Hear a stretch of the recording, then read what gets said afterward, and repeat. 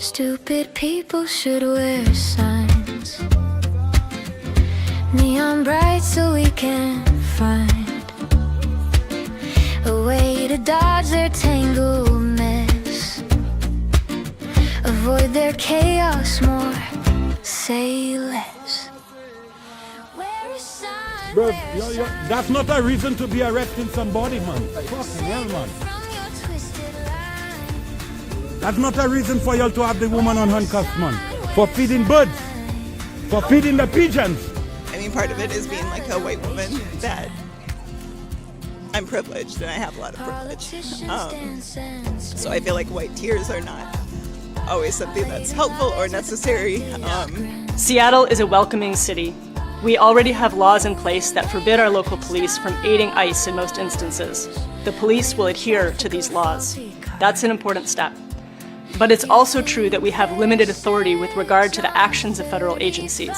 I'm Rochelle Bilal, the sheriff for the city and county of Philadelphia. And I say her name, Renee Good. Renee Good. Renee Good. This should not have happened, but we're here today. Let know that law enforcement professionals, real ones, not the fake made-up ICE, probably Trump's new army to attack citizens of the United States. This family should not wait for justice. And remember, we fought for Jamar Clark. We occupied a precinct for Jamar Clark. We did not get justice for Jamar Clark. But when the city burned, after George Floyd, all of a sudden there were some charges.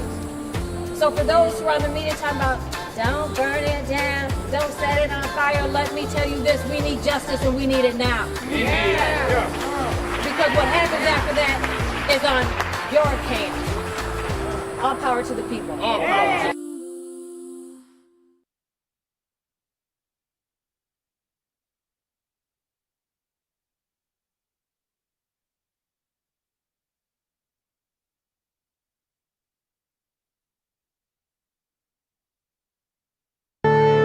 Marvin Devine.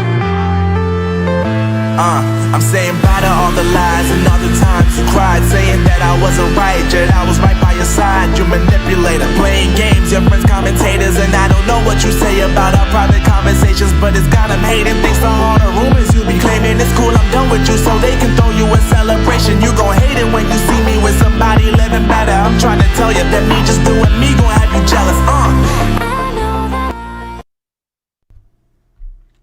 Hello, folks. Welcome back to the program. It is Friday, January 23rd, 2026, live from our studios here in central Pennsylvania. And it's time for your daily dose. Why does my sweater look so crooked? Am I crooked? The lines look crooked. The daily jab, your daily inoculation against indoctrination, against misinformation, disinformation, propaganda, hateful hate wankers, and the terrible things that people spew on the internet. Time for the truth in reporting and accurate, insightful, cogent, predictive analysis. How's that for a mouthful? Predictive analysis. How's that for? There you go. All right, welcome back, everybody. Good to see you again on this, on this Friday, the 23rd. Well, let's get right to it. Lots, as always, to talk about. Many things happening. The first out of the match, or out of the gate, is the convicted criminal Julius Malema sent a social worker to cry for him. He has a mommy. He lost his mommy when he was young. He has 3 children. You shouldn't put him in prison. If you put him in prison, if it's more than 12 months, he won't be able to serve in Parliament. And all the people that this great and wondrous humanitarian Julius Malema helps will suffer. I'm here to argue that, in fact, South Africa would be a much better, safer place with Julius Malema in jail where he belongs, without a platform to spew his hate speech and his vile, repulsive commentary against South Africa's minorities. Many South Africans would be safer in their homes without Julius Malema singing "Kill the Boer" and then murderers painting that on the walls of homes of people they've tortured, butchered, and murdered. I think Julius Malema in jail is actually a good spot for him. The social worker is so full of crap, I'm sure her eyes are brown, no doubt about it. So the pre-sentencing hearing was a big nothing burger. People went there. Isaac from Newspod was there live. Ronaldo broadcast as well. I did not bother to watch it because the only feed I could find covering it was from EFF, and it was not working properly. The data apparently is an example of how weak the infrastructure is in East London, the Eastern Cape, under ANC control, where nobody could even stream because they couldn't get enough data. Yeah, it sounds like a ANC operation. So let's talk about something more pressing, and that is a collapse of a trench in the Victoria and Alpha waterfront, where one worker was rescued. The last time I checked, a short while ago, the other worker was still being rescued from this collapse in the Victoria and Alpha waterfront.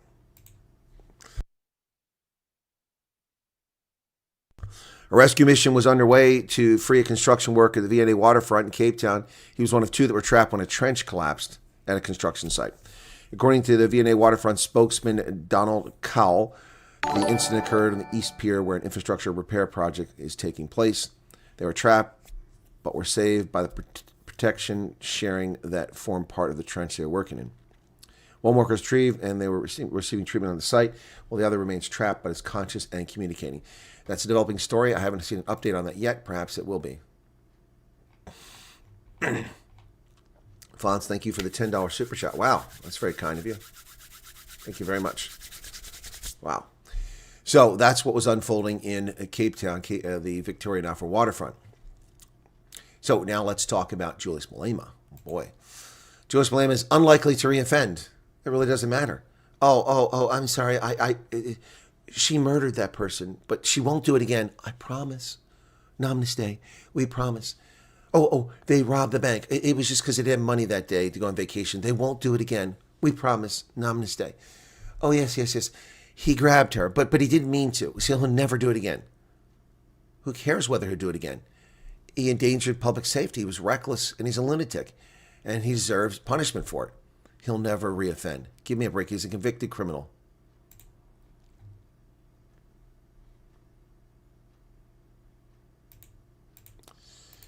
All right, so you've had your chance. You decide to be an ass. Bye-bye. Bye-bye. You've come on here before. Once you've been taken down. You'll be removed permanently next time you decide to be a hate wanker on this channel. So goodbye. Goodbye. Yes, goodbye. Goodbye.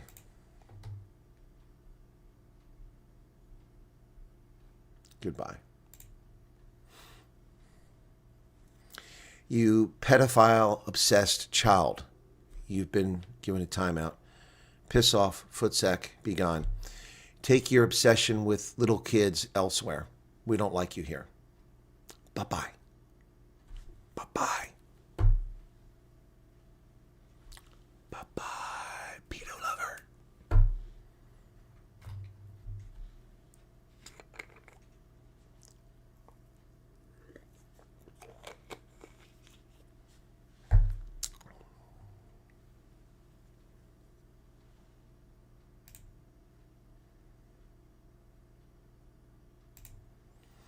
Now you're gone for good.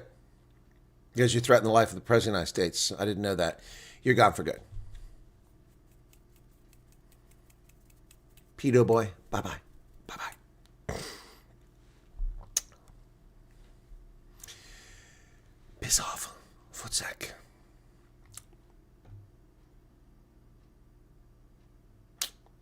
Bye-bye. Sad trolls. Sad trolls. Sad trolls.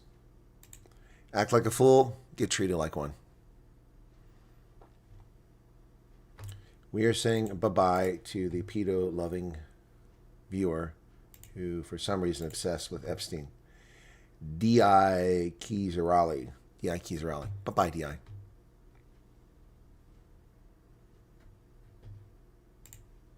So. You were warned a day or two ago, acting like a fool. So, act like a fool again tonight. Now you're gone. What was crazy about the stream with Ronaldo? What was crazy? Misty, please tell me what was crazy. But he's unlikely to reoffend. That's the story. See, not only was he being an ass and rude and disrespectful and talking about his obsession with little kids, which is what is the reason he's gone, but he interrupted the news. Well, you probably said something you're not allowed to, Alan. He was on for 9 hours. I've never seen Ronaldo do anything for 9 hours.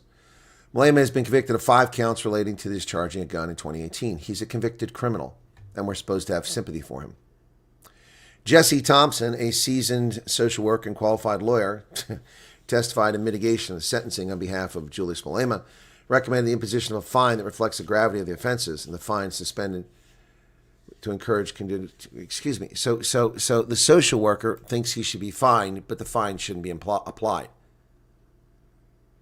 to encourage continued lawful behavior. No, I think he should be put in prison for rehabilitation. That's what I think. Thompson testified in East London Regional Court, recommended Malema should be restricted from obtaining a firearm for a specific period. He should be restricted from obtaining a firearm ever, not a restricted period, ever. Required to make a monetary donation to Gun Free South Africa. No, he should be in prison. He said the lapse of more than 7 years from the offense, the conviction is regarded as a mitigating factor. No, it's not. The fact that he hasn't been in prison for his actions which endanger public safety haven't mitigated anything.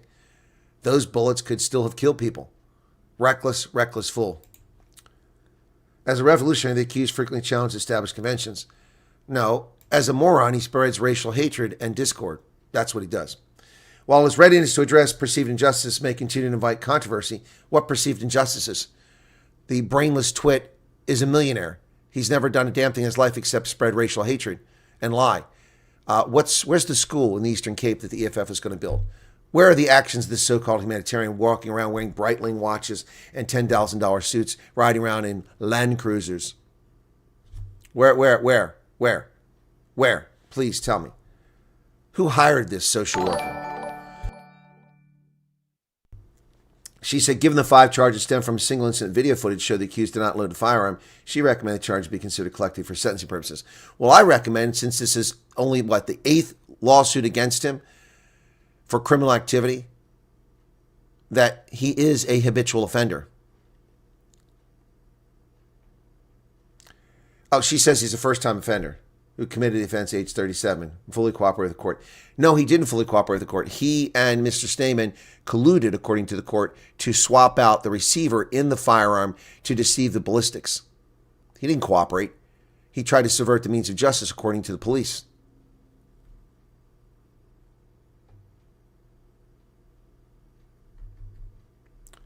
Wow, she's an idiot. He lost his mommy when he was young.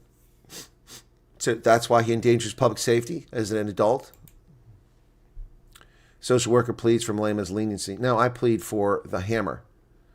A social worker took a stand in East London Magistrates Court and testified about he lost his mother at a young age, never knew who his father was. Well, that speaks a lot about him. And used his own money to help the poor. Where does he use his own money? What a crock of shit that is.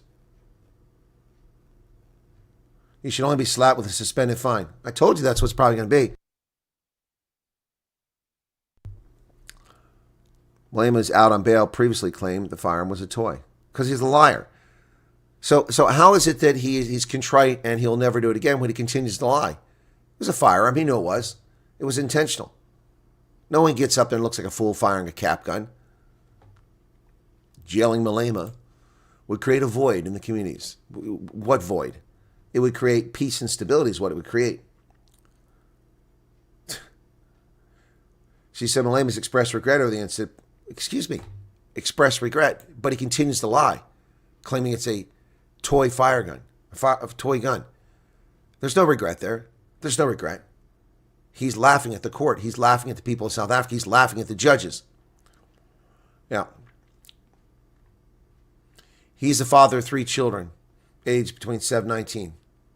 His absence would disrupt his children, his wife's financial, social, and psychological well-being. Imprisonment is widely recognized as the harshest form of punishment. Right, because it deserves imprisonment. He's a convicted felon. That's where felons belong, in prison, until they serve their time. Well, ladies and gentlemen, we've talked about the sad demise of the Democratic Alliance, a once opposition party that is now in collusion with the ANC. The DA continues to be battered everywhere, as I predicted. I predicted they will lose ground to the Patriotic Alliance and to the Freedom Front Plus, and that is exactly what is happening in by-election after by-election. And now alarm bells are sounding in the party where John Steenhuisen, 15 months later, woke up to the reality of foot and mouth disease. where John Steenhuisen can't balance his credit card, where banks have to go to courts to get a judgment against him for his failure to pay a minor credit card bill, where the party suspended his credit card for misuse, but then lied and said he didn't misuse it. Which is it, DA? The Democratic Alliance, the dumpster fire of a former opposition party going down in flames, the once proud and bold party that challenged the ANC on every one of its racist, bigoted, idiotic, foolish macroeconomic policies and laws, is now part and parcel of a corrupt government that is oppressing its citizens and lying about it. And once again, John Steenhuisen, who again picked yesterday to lie about the United States instead of talking about the problems that his country is causing, is looking internally at its implosion. Finally, Democratic alarm bells as the P8 breakthrough in Western Cape forces Steenhuisen to order a party review. Long overdue. Long overdue. And the party review should be removal of its leader and the idiots who support him. Democratic Alliance leader John Steenhuisen has sounded a warning over his party's gradual loss of wards. It's not gradual. It's a massive loss in the Western Cape, conceding that the rise of Patriotic Alliance governed by the DA in a province governed by the DA demands urgent and honest introspection. We have to ask why, in a province that we govern, people are voting for other parties. Because you're shit. We were able to see off the PA in Eastern Cape. Yeah, because they have no presence. And in Gauteng, including municipalities we govern. The question is, why is that not translating consistently into the Western Cape? I'll tell you why. I'll tell you why, John. It's a very simple reason why that's happening. Very simple reason. Very simple reason. You are the reason. Your party and its collusion with the ANC. Your party and its lies to the public. Here, no further. This is the line. We draw the line here. They shall not advance beyond here. EWC, no further. NHI, no further. Bella, no further. You joined the government national unity. Expropriation without compensation is now the unconstitutional law of the land. National health insurance is on its way. And the Basic Education Laws Amendment Act has now interjected the likes of Panyazi Lesufi, the moron-in-chief, into local education. Where were these lines in the sand, DA? Where were these lines in the sand? And then you lie about things. Oh, we stopped the VAT increase. No, the VAT increase was stopped because of public participation in other parties, not because of the DA. Looks like Gayton is buying seats in George, and Pat will keep her seat if she plays the game. I'm sure that's the case, Mark, but that's the politics of South Africa. People buy seats all the time. People buy loyalty. That's the reality.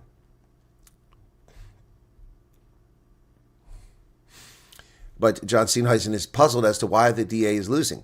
Resign and watch the DA rebound like a rubber band, like a boomerang. They'll come back in many respects, but not completely.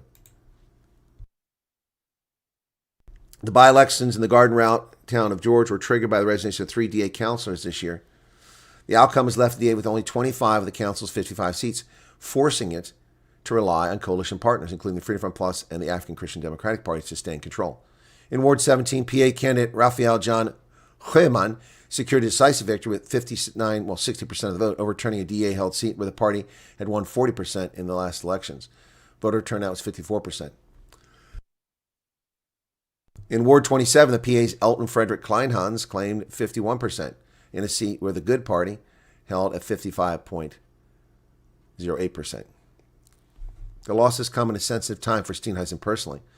Just 3 months ago, before the DA's elective conference, he has signaled his intention to seek a third term. Despite ongoing allegations related to misuse of party credit cards, he remained proud of his tenure and believes he has strengthened the party's electoral position. And on that basis alone, I think that he needs some mental health counseling. He thinks the DA is stronger. He got less votes than Musi Maimane for his party. Consider that. That's before the current implosion. Well, a ward wipeout for the Democratic Alliance. The DA is hammered by the PA in George, gets a big scare from the Freedom Front Plus in Schwanning. Patriotic Alliance had a perfect start to local government election season when it won 2 wards off the DA in George. The DA also was given a very good run for its money by the Freedom Front Plus in a suburban seat in Schwanning. Ward 57, Littleton Centurion in Schwanning. The DA 53%, down from 59%. And the Freedom Front Plus at 44%, up from 16%. ANC destroyed. They lost 6%, and the truth is gone. The Freedom Front Plus went from 16 to 44% of the vote. Put that in your pipe, John, and smoke it. 16 to 44%. I told you. Your day is over. You will be seen as the man who destroyed the Democratic Alliance. And those who allowed it to happen will go down in flames with you. Those who've been ostracized in your party, who are reasonable, respectful, honest people, they will rise and perhaps your party will survive, but not with you there. It's time to do the honorable thing and walk away. The Ward 57 is in the south of Pretoria Center. It sits just above the Supersport Park Cricket Stadium in Centurion. Most of the voters in the ward reside in Littleton, but the single voting district with most registered voters is De Hoos. The DA swept all 3 voting districts and ended with just short of 60% mark in 2021. It did best at the Lair School, Louis Leopold, where it got 64%. Freedom Front Plus was second, winning 18% at both Littleton voting districts. Action SA came third. Yes. ANC was fourth with 8%. The 2024 provincial election, DA came first with 57%. The Freedom Front Plus ended up with fourth position with just 8% of the vote then. But in the by-election, they got 44%. Here's what happened in George. The PA, 60%. The DA, 38%. Wow. Things are looking grim for the Democratic Alliance in so many ways. Now, mind you, they'll win a by-election in a place where they have 80% of the vote, like a upscale part of Santon, and say, see, the DA is doing fine. They'll lie to themselves. They've been lying to themselves for the past 5 years. Yeah, everybody keeps saying it's huge since Peter Chernovas president. I don't see that anywhere. He's always been a good choice. Well, this is another reason why the DA is imploding. Don't vote for smaller parties. It's a wasted vote. Attacking smaller parties is a mistake. Nobody wants to hear you attack smaller parties. People want to hear what you're going to do to fix the country. Instead of fixing the country, you join the ANC. You're in league with the ANC now. Freedom Front Plus accused the DA of spreading false claims in Centurion by-election. The Freedom Front Plus in Greater Pretoria has accused the DA in Schwani of spreading false claims that a Freedom Front Plus win in Centurion's Ward 57 would benefit the ANC, saying it's a bid to manipulate voters ahead of the by-election. Well, that's exactly what happened. Freedom Front Plus Councillor Grande Tennyson lodged a formal complaint municipal party liaison committee. Deliberate lie and scare tactic. It has no place in democratic election. The Freedom Front Plus considers this underhanded tactic as evidence the DA has nothing to offer in response to Jacob's proven record of service and integrity. Over the past 5 years, he's worked tirelessly as a councillor, serving the community and delivered tangible results, something that cannot be erased with lies and intimidation tactics. Yep, so the allegation is the DA sought to manipulate the voters in Ward 57. Looks like it worked. Yeah, the DA have lost the Afrikaner vote. They chased the black vote. The blacks leave the ANC, join MK and EFF, not the A. That's a pretty accurate statement there for the most part, Strodcut. You could have chased the black vote and done it in a way that you didn't alienate anybody. But no, they chose to be stupid.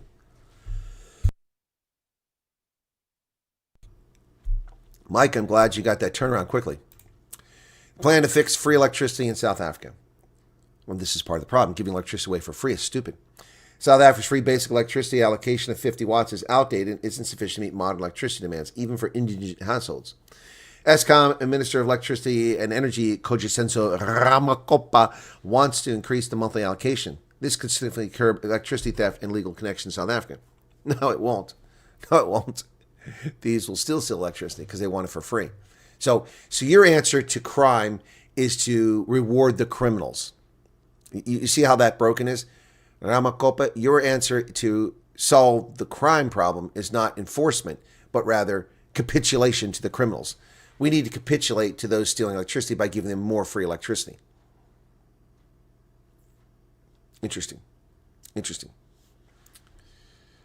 Wow. According to Eskom, only 485,000 of the 2.1 million households that qualify for the grant receive the free electricity allocation.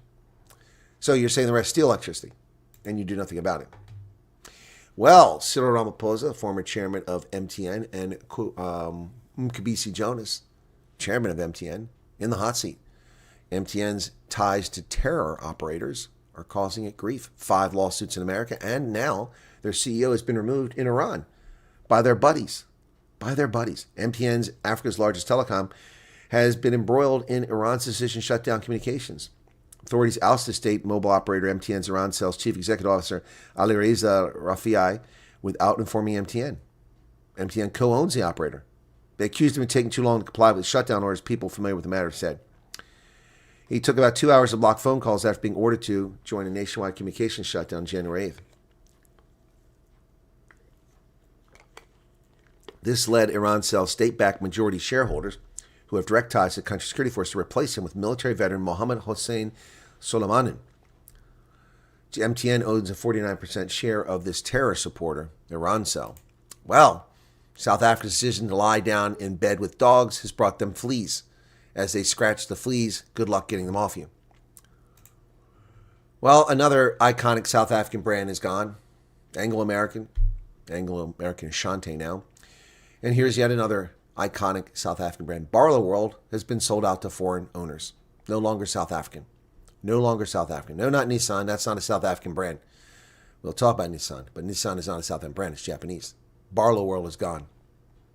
The owner of financial services, automobile dealerships, a major player in South Africa, now belongs to Saudis. Barlow World has formally been taken over by a consortium led by Saudi Arabia's Zahid Group, with the company now set to exit Johannesburg Stock Exchange. The Johannesburg Stock Exchange listed industrial company is the only distributor of Caterpillar construction equipment in South Africa, now owned by Saudis. Something called Nuco, which has Gulf Falcon Holding, a subsidiary of Saudi Arabia's Zahid Group, and Ensha, a company linked to Barlow World CEO Dominic Suela. So you've been sold down the river yet again. It was a 23 billion rand standing offer. 97.6% of the shareholders accept it.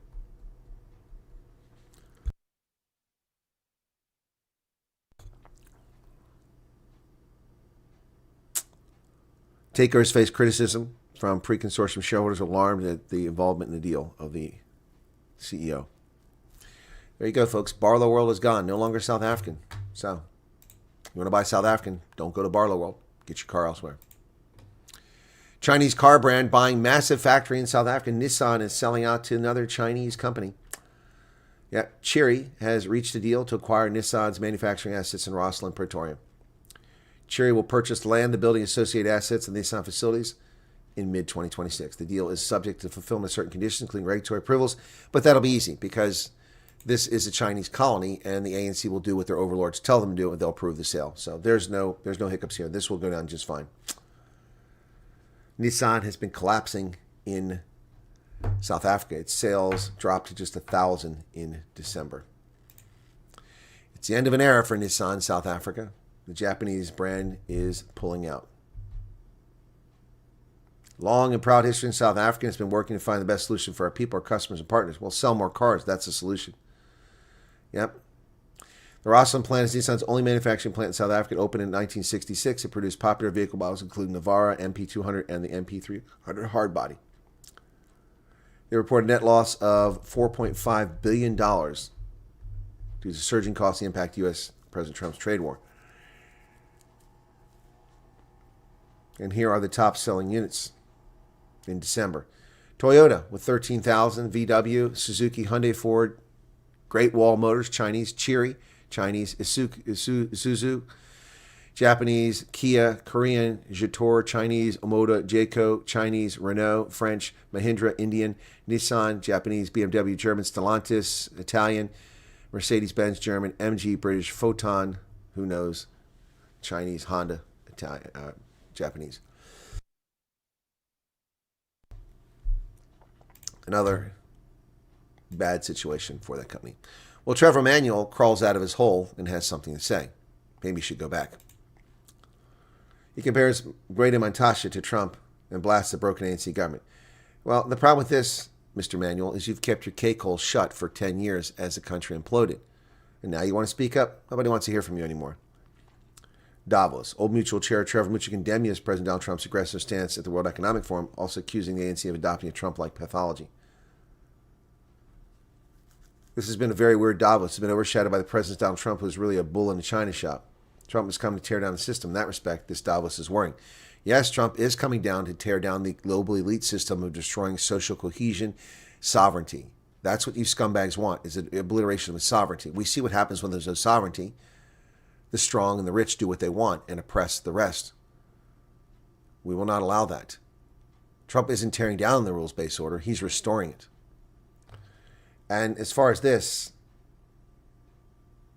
stick to the ANC, Trevor Manuel. You don't know anything about America. Your comments are spurious and unrelated to facts.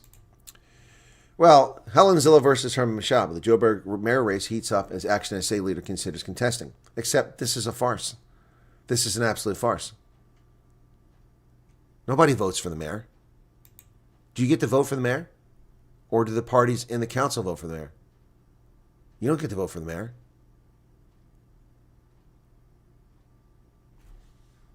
This is a farce. Helen Zilla's running for mayor. What does that mean? It doesn't matter whether she runs for mayor. You, the voter in Johannesburg, don't get to vote for her or Herman Mashaba. You get to vote for the ANC. Or you get to vote for the DA. They decide who the mayor is. So that has to be the ability to convince the other parties once the election's over to select the mayor. I mean, when did you start voting for mayors in South Africa? It's a farce. It's a farce. Helen Zilla's running for mayor against Herman Mashaba. No, she's not. They're both running to get percentages of the seats in the council, and then the council decides. Otherwise, Athol Tropp would have remained the mayor of Nelson Mandela Bay. He was wildly popular. No, I didn't see that, Monster Max. Well, once again, solar's the answer, and batteries. No, they're not. They're dangerous. Standard Bank confirmed a fire broke out in a container housing lithium-ion batteries and other equipment supporting a solar power system at its Constantia office complex in Rudaport. As precautionary measure in line with Standard Bank's established emergency procedures, employees working in the office park were asked to vacate the building due to smoke in the surrounding area. Yeah, so there you go. Interesting. Folks, we don't do this very often, but Marie Mayer, one of our viewers, her nephew has a horrible medical situation, and he is in need of some funds. The campaign has been ongoing for 2 months, and it's still open. They need 218,000 rand to pay for this operation. And this is Christopher David Mayer. So I'm going to ask if anybody, I did it last night, if anyone has the ability and wants to read it and check into it and potentially donate, that's fine. If you want to donate on behalf of the Wyatt Army, that's even better, so they know that they're getting support from folks here. But I'm going to pin that at the top, pin the message. It's there. I'm going to show it to you now. So this is the story. I don't do this often, but we do it occasionally. Okay. Christopher has severe sensory processing difficulties, especially with interoception, does not feel or understand internal discomfort or pain. He has a form of pica, causing him to swallow non-food objects. And earlier this year, he miraculously passed a large clump of metal objects, but the long-term damage is now serious. He has multiple holes in his intestines, blockages, severe obstruction, malabsorption, and a high degree of internal leakage. His intestine has to be repaired. He needs a laparotomy from under the breastbone to below the navel, cleaning examination of small intestine, repair of multiple fistula, at least a week in the hospital. He also has autism. It'll be very challenging for him. People have been donating. We were up to 83, now we're at 88 unique donors. So a lot of people anonymously, but we had last night 2 Wyatt Army donations, and I gave a donation. If you'd like to help, folks, getting close to it, 195,000. It's back a bunny. So if you want to help, that's your call. I'm not telling people they have to give anything. It's your call if you want to help, but it would be help. It's going to a good cause, apparently. So El Marie has been a viewer of the channel for some time. She has never asked anyone to donate to this, and this has been going on for 2 months, and the first time she mentioned it was last night. So if anybody is able, please feel free. Once again, Christopher David Mayer.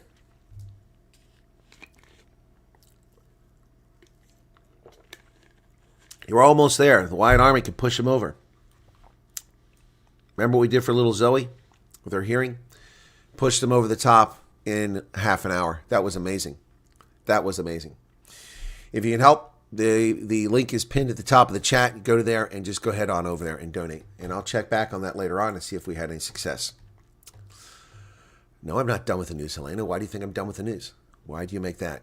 This is a large audience. It makes sense to try to make the appeal when there's more people here. Maybe some of them can help. Southern Africa, devastating floods. These are the flood waters of the Chibutu-Chiamate Road in Gaza Province, Mozambique. on January 17th, a week ago. Look at that. Oof. Torrential rain, severe flooding across parts of southern Africa killed more than 100 people in 3 countries, destroyed thousands of homes, and caused tens of millions of dollars worth of damage in one of Africa's premier wildlife parks. Mozambique, South Africa, and Zimbabwe experienced unusually heavy rain since late last year, resulting in floods that have been the region's worst in years.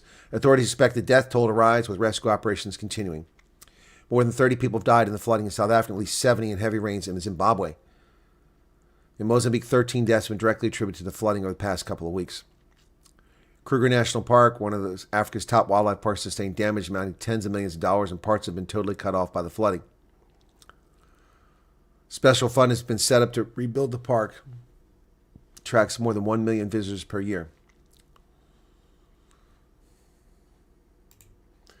A plan to test a hepatitis B vaccine in Africa runs into racists who want to stop it. A planned U.S.-funded study of a hepatitis B vaccine drew widespread condemnation from racists, also called researchers. Now the host country says it cannot proceed. West African nation of Guinea-Bissau has suspended a controversial U.S.-funded study of hepatitis B vaccine in infants after an outcry from public health researchers over the ethics of the work. Centers for Disease Control and Prevention had approved a $1.6 million grant for the study last month. The study, which was to be carried out by Danish researchers, swiftly became a subject of furor of the public health world, with researchers in African United States saying it violated key tenets of ethical science. International agreements on medical research and humans require research to offer the globally accepted standard of care to any participant in a clinical trial. But in this study, half the 14,000 infants studied were not going to be given the vaccine until they were 6 weeks old. Researchers were not going to screen pregnant women for hepatitis B, a basic step that would protect the babies from infected women who could be vaccinated. 1 in 5 people in Guinea-Bissau lives with hepatitis B, a virus that causes severe liver damage and cancer. So instead of doing this study that could save lives, this comes down to the bottom line. This is because they're whining that we're testing vaccines in Africa on black people. So they want the drugs that save 20% of their population from this, but they want Americans to be subjected to it. That's what it comes down to. That's what it comes down to. Remember the lies? Oh, Cyril Ramaphosa and others, all the so-called intellectuals across Africa, they're testing vaccines on black people in Africa. They're using us as guinea pigs for COVID. Remember those lies? No. Virtually everyone who was in a trial for the Operation Warp Speed was an American or a Brit, and 95% or more of them were white. White people are the guinea pigs for that stuff, not black people. Typical racist lies they always pull. Well, a collapse, a landslide in New Zealand, several people missing. Debris engulfed the site at Mount Maungaoni following record rainfall. Several people missing after a landslide buried part of a popular campground in New Zealand, with researchers continuing to search through the debris in hopes of finding survivors. Torrential rain in New Zealand's North Island saturated soil around the campground, where families typically stay during the school holiday period. Authorities said today 6 people are missing, among them 2 teenagers, one of whom is 15. It's heartbreaking. Emergency Management Minister Mark Mitchell said in the immediate aftermath of the landslide, as parents, you can imagine what it's like. Look at that. Oh, my goodness. Oh, my goodness. Video posted online by the New Zealand Herald showed a chunk of the mountainside slowly collapse, pushing camper vans aside. Look at that. That's a still shot. My goodness. Sam Ufendel, who represents the area in Parliament, said local residents have brought food to the site to help first responders as they search.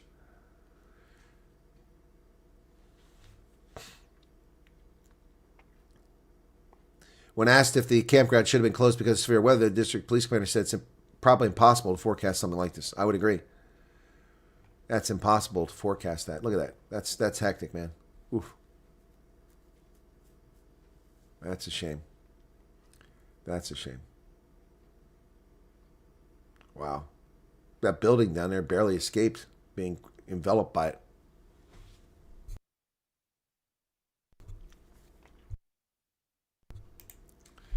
It's pretty hectic, folks. The United States is weighing a complete withdrawal from Syria. Near collapse of U.S. Kurdish allies after fighting government forces has led Pentagon to question the benefits of stationing troops in Syria. Agreed. Washington is considering a complete withdrawal of American troops from Syria. The move would end a decade-long American operation in Syria, which began in 2014 under Barack Obama. It would come as Shara's government has ordered U.S. military's longtime partner in the region, the Kurdish-led Syrian Democratic Force, to disband.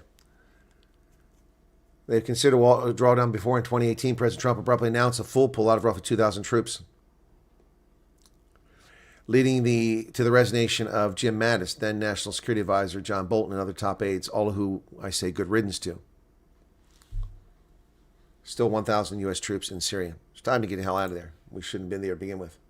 Should not have been there. Chinese leader Xi Jinping will visit the United States towards the end of the year, according to Trump.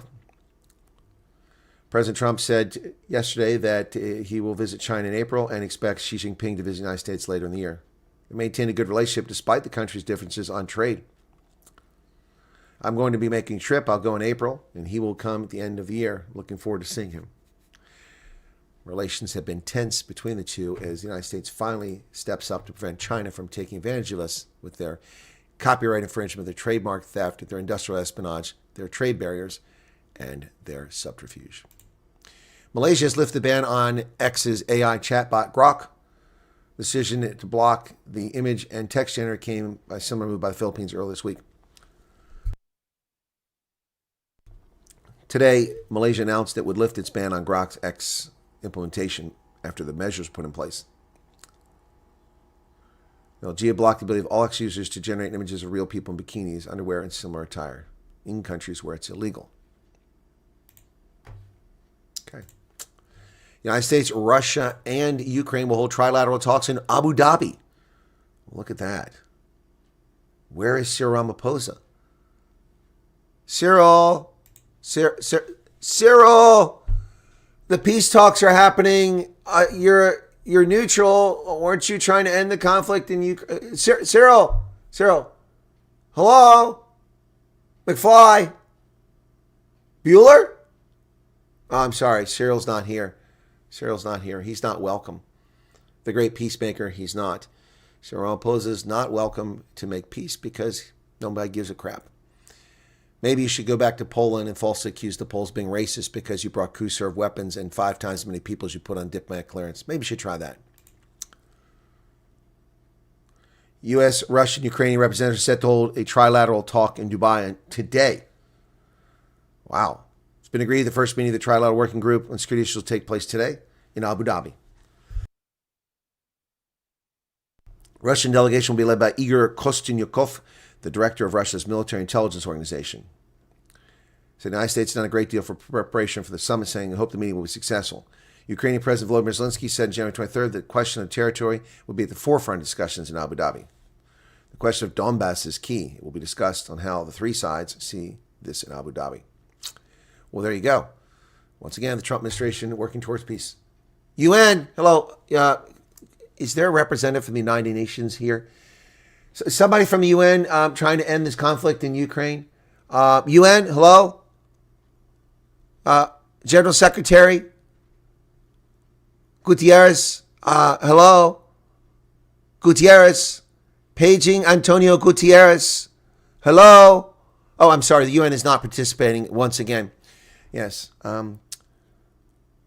European Union, hello? Brussels, paging Brussels. Yes. No. We need a representative from Brussels at the peace conference.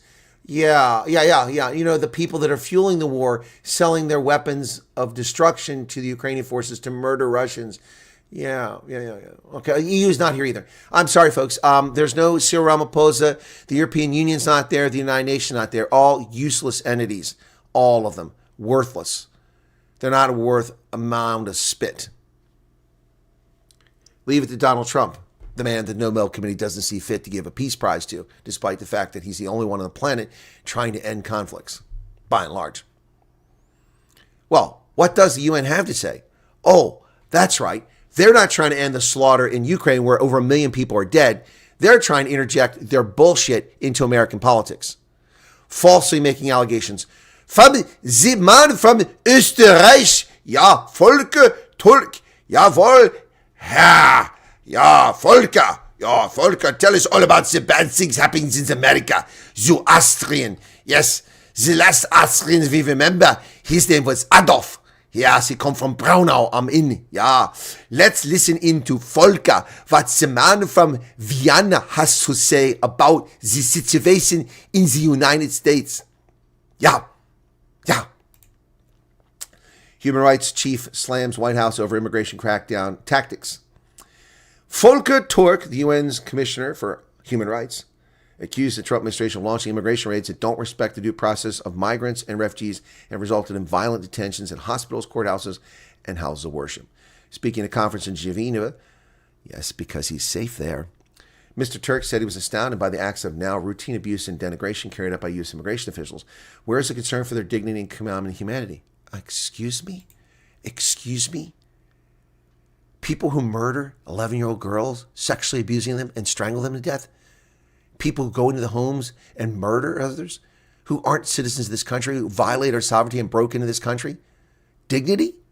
Screw you, Volker. Sie können selbst... Ja, das werde ich nicht sagen auf Deutsch. Das ist ein bisschen unhöflich. Ja, schlechte Wörter. Deswegen werde ich das nicht sagen.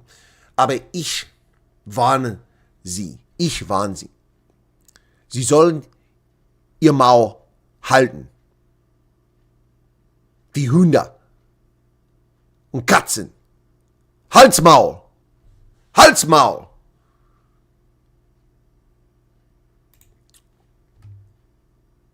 Those who dare to speak up or protest peacefully against heavy-handed immigration raids are vilified and threatened by officials on occasion subject to arbitrary violence themselves. Lies, and more lies. Lies, and more lies. Adhering to due process is crucial to legality and legitimacy of any policy. If these principles are not followed, it will broadly erode public trust, diminish legal certainty, weaken institutional legitimacy, and violate individual rights. They have no rights. They are criminals who've invaded this country, and their rights are not being violated. For some crackers and coffee, thank you very much, Corey. Yes. Under international law, the intentional use of lethal force is only permissible as a measure of last resort against an individual representing imminent threat to life. We are not subject to international law. We are a sovereign nation. So you can read between the lines, Volker. I send you a greeting from the United States. Go back to Österreich. Keiner will Sie sehen. Sie haben kein Interesse hier in unseren Vereinigten Staaten. Wir folgen unsere eigenen Regeln. Keine internationale Regeln. Sie können jetzt weggehen. Weiter. Halsmaul. Volker Turk. Halsmaul. The use of deadly force is governed by U.S. law, not international law. Volker Turk.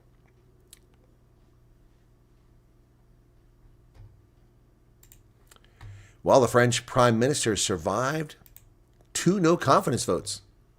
The French government used the controversial Article 49.3 of the Constitution to push through its budget bill. Prime Minister Sébastien Lecornu will have to use the same measure twice more to pass the full budget into law, exposing him to further no-confidence motions. Things are at an impasse. The text can no longer be voted on, and we believe France must have a budget. When debate no longer allows a conclusion, someone has to take responsibility, told the National Assembly. Wow. So, good luck with that, France. This guy didn't even want to be prime minister. He tried to resign. Remember that? Emmanuel Macron wouldn't let him. Peru's president could be tossed out on his ear over secret meetings with Chinese businessmen. What's going on here? Leaked videos prompted a scandal involving President Jose Jarry and 2 Chinese men under investigation. Secret recordings of Peruvian presidents are nothing new, nor are corruption accusations leading to impeachments. Over the past decade, Peru has had 7 presidents, none of whom has managed to hang on for longer than 3 years. The country's current president, Jose Jarry, 39, presided over the impeachment of his predecessor and then linked up with Chinese businessmen. Oh, my goodness. More corruption. Well, President Trump has dropped his tariff threats and promises continuing negotiations to acquire Greenland. He said Wednesday that he and NATO Secretary General Mark Rutte came up with a framework for a future deal for Greenland, but we don't know the details of it yet. So that ends his threats of tariffs. Canada's conservative leader, Poilievre, responds to Carney's Davos speech and emphasized U.S. ties while criticizing warming China relations. Conservative leader Pierre Poilievre has responded to Prime Minister Mark Carney's recent speech at the World Economic Forum, highlighting the need for a strong continued U.S.-Canada trade ties and criticizing Ottawa's deeper relationship with Beijing. We need to do things, not just say them, he said. The Tory leader called for rapidly greenlighting an oil pipeline from Alberta to the British Columbia coast, growing and improving Canada's armed forces, and repealing several federal laws, he said, hold up resource development and hamper Canada's exports. So far, Mr. Carney's been lucky that he's been only judged by his rhetoric and his state intentions, but by the number of his trips and meetings overseas. Because nearly a year in his term, the rhetoric has changed, but reality is not. There's an illusion of purpose, but no results to back it up. Well stated. Well stated. Carney's speech, in which he called for a dissolution of the world order, and then the media lied and claimed Trump is the one dissolving the world order, when it's actually Carney who's subverting it and sabotaging the world order. That's Carney, the clown from Canada. Well, the clown from Canada had a response to Trump's speech. Canadian Prime Minister Mark Carney responded to President Trump's comment that Canada lives because of the United States by saying Canada thrives because of Canadian values. Yeah, okay, you say so, buddy. You say so. In a speech before a cabinet retreat in Quebec City, Carney said staying true to Canada's values is key to maintaining its sovereignty. We can show that another way is possible, that the arc of history isn't designed to be warped toward authoritarianism and exclusion. Well, no, it's more likely to be warped towards, kowtowing to indigenous populations and betraying the majority of Canadians by flooding your country with immigrants who don't share your values and contort and destroy Canada. That's what's more likely to be. President Trump has rescinded his invitation to Mark Carney to join the Board of Peace. He appeared to be lashing out in response to stark, high-profile remarks by Carney, rejected Trump's efforts to dismantle the national order. See, once again, they're claiming Trump is dismantling the order. It's Carney who wants to dismantle it. I love when they lie to you, right in your face. Carney's the one that said we can't rely on the national order. We have to go our separate way. Not Trump. Trump just said you need to all quit acting like a bunch of idiots. We're going to fix the international order. And they claim Trump is trying to end it. Mark Myberg says, EU are such wimps. Donald barks, they soil themselves. Exactly. They wet themselves. Yeah, so once again, the media lying. Well, Donald Trump has rejected a proposal to allow Americans to use their retirement funds from 401k plans for down payments on a house. He says he's not a huge fan of the idea that retirement funds perform better than home values. I agree 100%. President Trump said on January 22nd, rejected a proposal to allow Americans to withdraw money from the 401k to make home down payments. They're talking about taking money to put out a deposit on the home. And one of the reasons I don't like it is that 401ks are doing so well. Some 401ks up 80, 90%. Well, my retirement funds are definitely up. I can't access them yet, but they're growing a lot faster than my home value. That's for damn sure. Yeah, the social work was an embarrassment. Yep.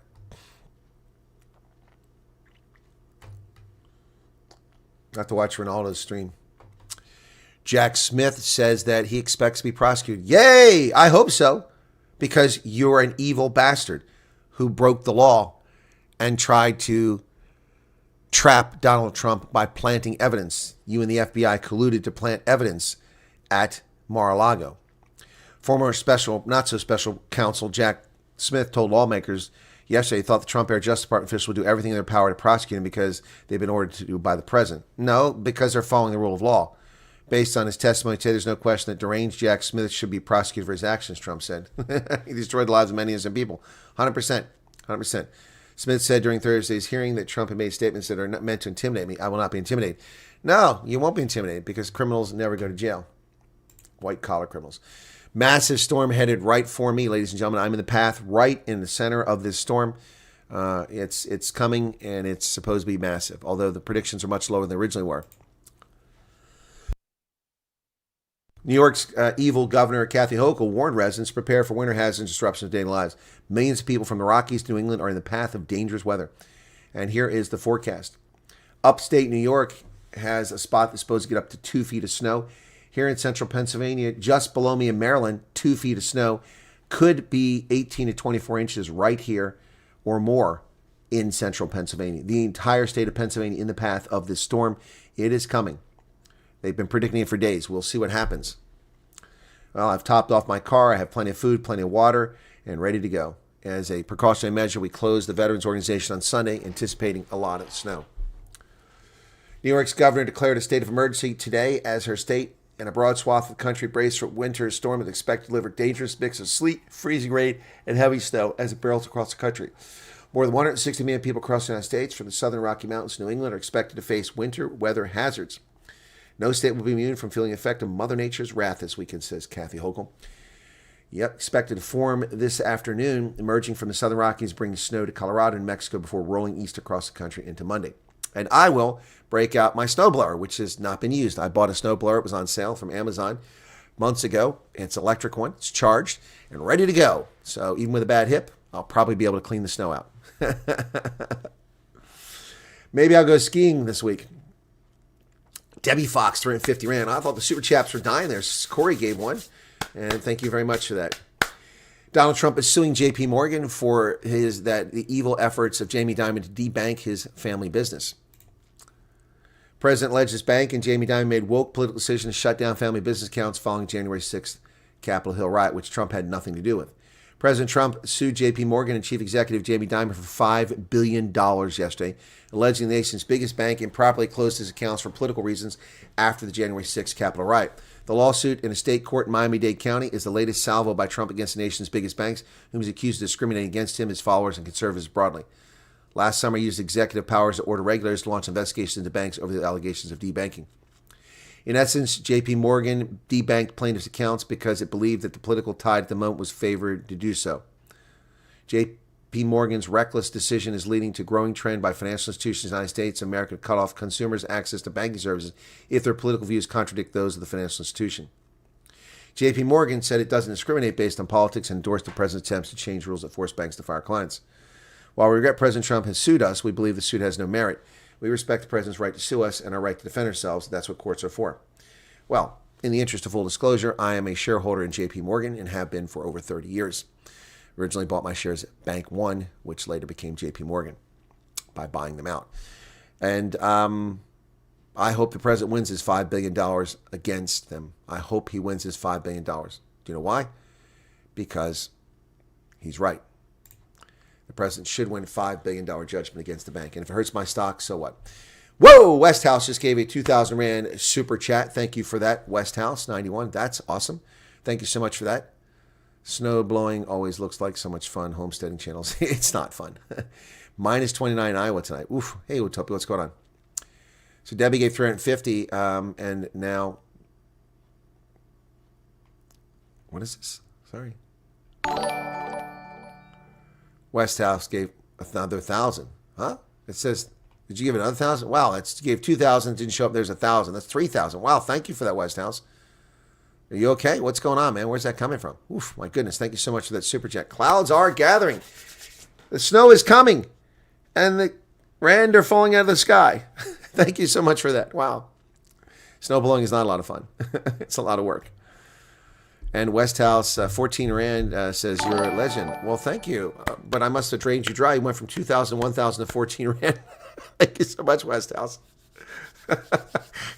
Too Cuddly says, the bling is hurting my eyes. Yeah, snow looks fluffy on the screen to people from a warm climate. It does. But we had some South Africans who come over, and they thought snow was wonderful until they experienced it. And it looks lovely. Then they were out, and it was like, it's cold. Yes, it is. It's wet. Yes, it is. It's a January. Okay. Payday. Okay. Well, cool. Don't know how El Marie, but please, to those who can just give a small amount, this is a massive operation with an 18-month recovery period. I didn't know it was 18 months. That's crazy. Virtual Western Cape wants snow. YouTube has its limits. No, I know that, Westhouse. I'm teasing. Thank you. Well, we got PayPal too. You can use PayPal. Who won the Powerball? Well, not me, but it looks like I'm benefiting from the Powerball. Thank you so much. That's very kind. But President Trump is suing J.P. Morgan for $5 billion. Yep. Yeah. So that's awesome. Thank you, Westhouse. Very kind of you. Very, very kind. Bye bye, donkey. Qui le bois. You're really going to hurt the feelings of the haters. They're going to just be so pissed off that the super chats came this way. The colonel is taking money from refugees. He's farting on channel. He's so rude. He dances. He's evil. He lies about other people. Oh, stop giving him money. Don't help him. Loretta, is that like dry ice? Loretta, you've got your tickets. Do you have a plan? I have to see if Steve has written back to me. He had last night. Let me see. Okay. All right, let me see. Is Loretta here? Let me see if she sent me a note. No, I'm looking for Steve, actually. No, Steve hasn't read my messages or he hasn't got back with me. Ah, man. I can't promise you you'll meet Steve. I'm trying, okay? I can't promise, but I'm working on it, Loretta. I'm working on it. For those who don't know, last night Loretta said, oh, she's such a huge Steve Hofmeyer fan. I wish I could see Steve. So we checked into it. We found out Steve is playing within like an hour of where she's at. Not even that far. Malmesbury to Wellington. So the Wyatt Army made it happen last night. She has tickets to the concert tomorrow night. Took care of that for Loretta, the Wyatt Army. Thank you guys for helping with that.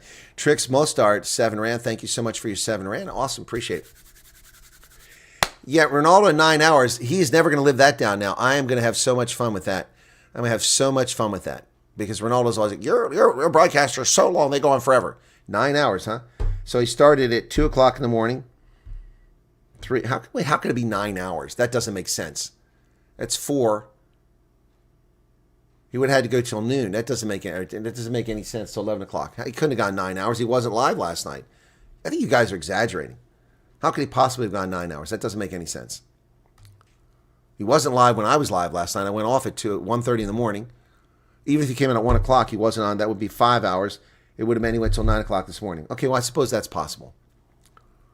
No, snow is amazing. I love snow. But people don't know how to handle themselves in snow. That's the problem. That is the problem. That is the problem. We are crawling towards 122,000. It's really hard to get there, folks. All right. The U.S. has officially exited the World Health Organization, a corrupt organization that is meant to undermine global health. They claim they're there to promote global health. Look at how filthy the building is. You see the World Health Organization? Look at all the crud on the wall. That's in Geneva. Today, the United States withdrew from the World Health Organization, freeing itself from its constraints, as President Trump promised on his first day in office. This action responds to the World Health Organization's failures during the COVID-19 pandemic and seeks to rectify the harm from those failures inflicted on the American people. Its latest move by administration has been highly skeptical of membership in a number of global organizations. Yep. In this week's executive order dated 20 January, Trump directed all U.S. funding for the WHO cease and all U.S. official representatives of the United Nations Health Subsidiary be recalled. Under the terms of the original agreement establishing U.S. membership, the United States must give the WHO 1 year's notice in order to withdraw from the organization. Trump gave such notice upon taking office in 2025. At the time, the World Health Organization said it regrets the announcement by the United States to withdraw. It plays a critical role in protecting health and security of the world's people, including Americans, by addressing root cause of disease, building stronger health systems, detecting, preventing, and responding to health emergencies. That's all nonsense.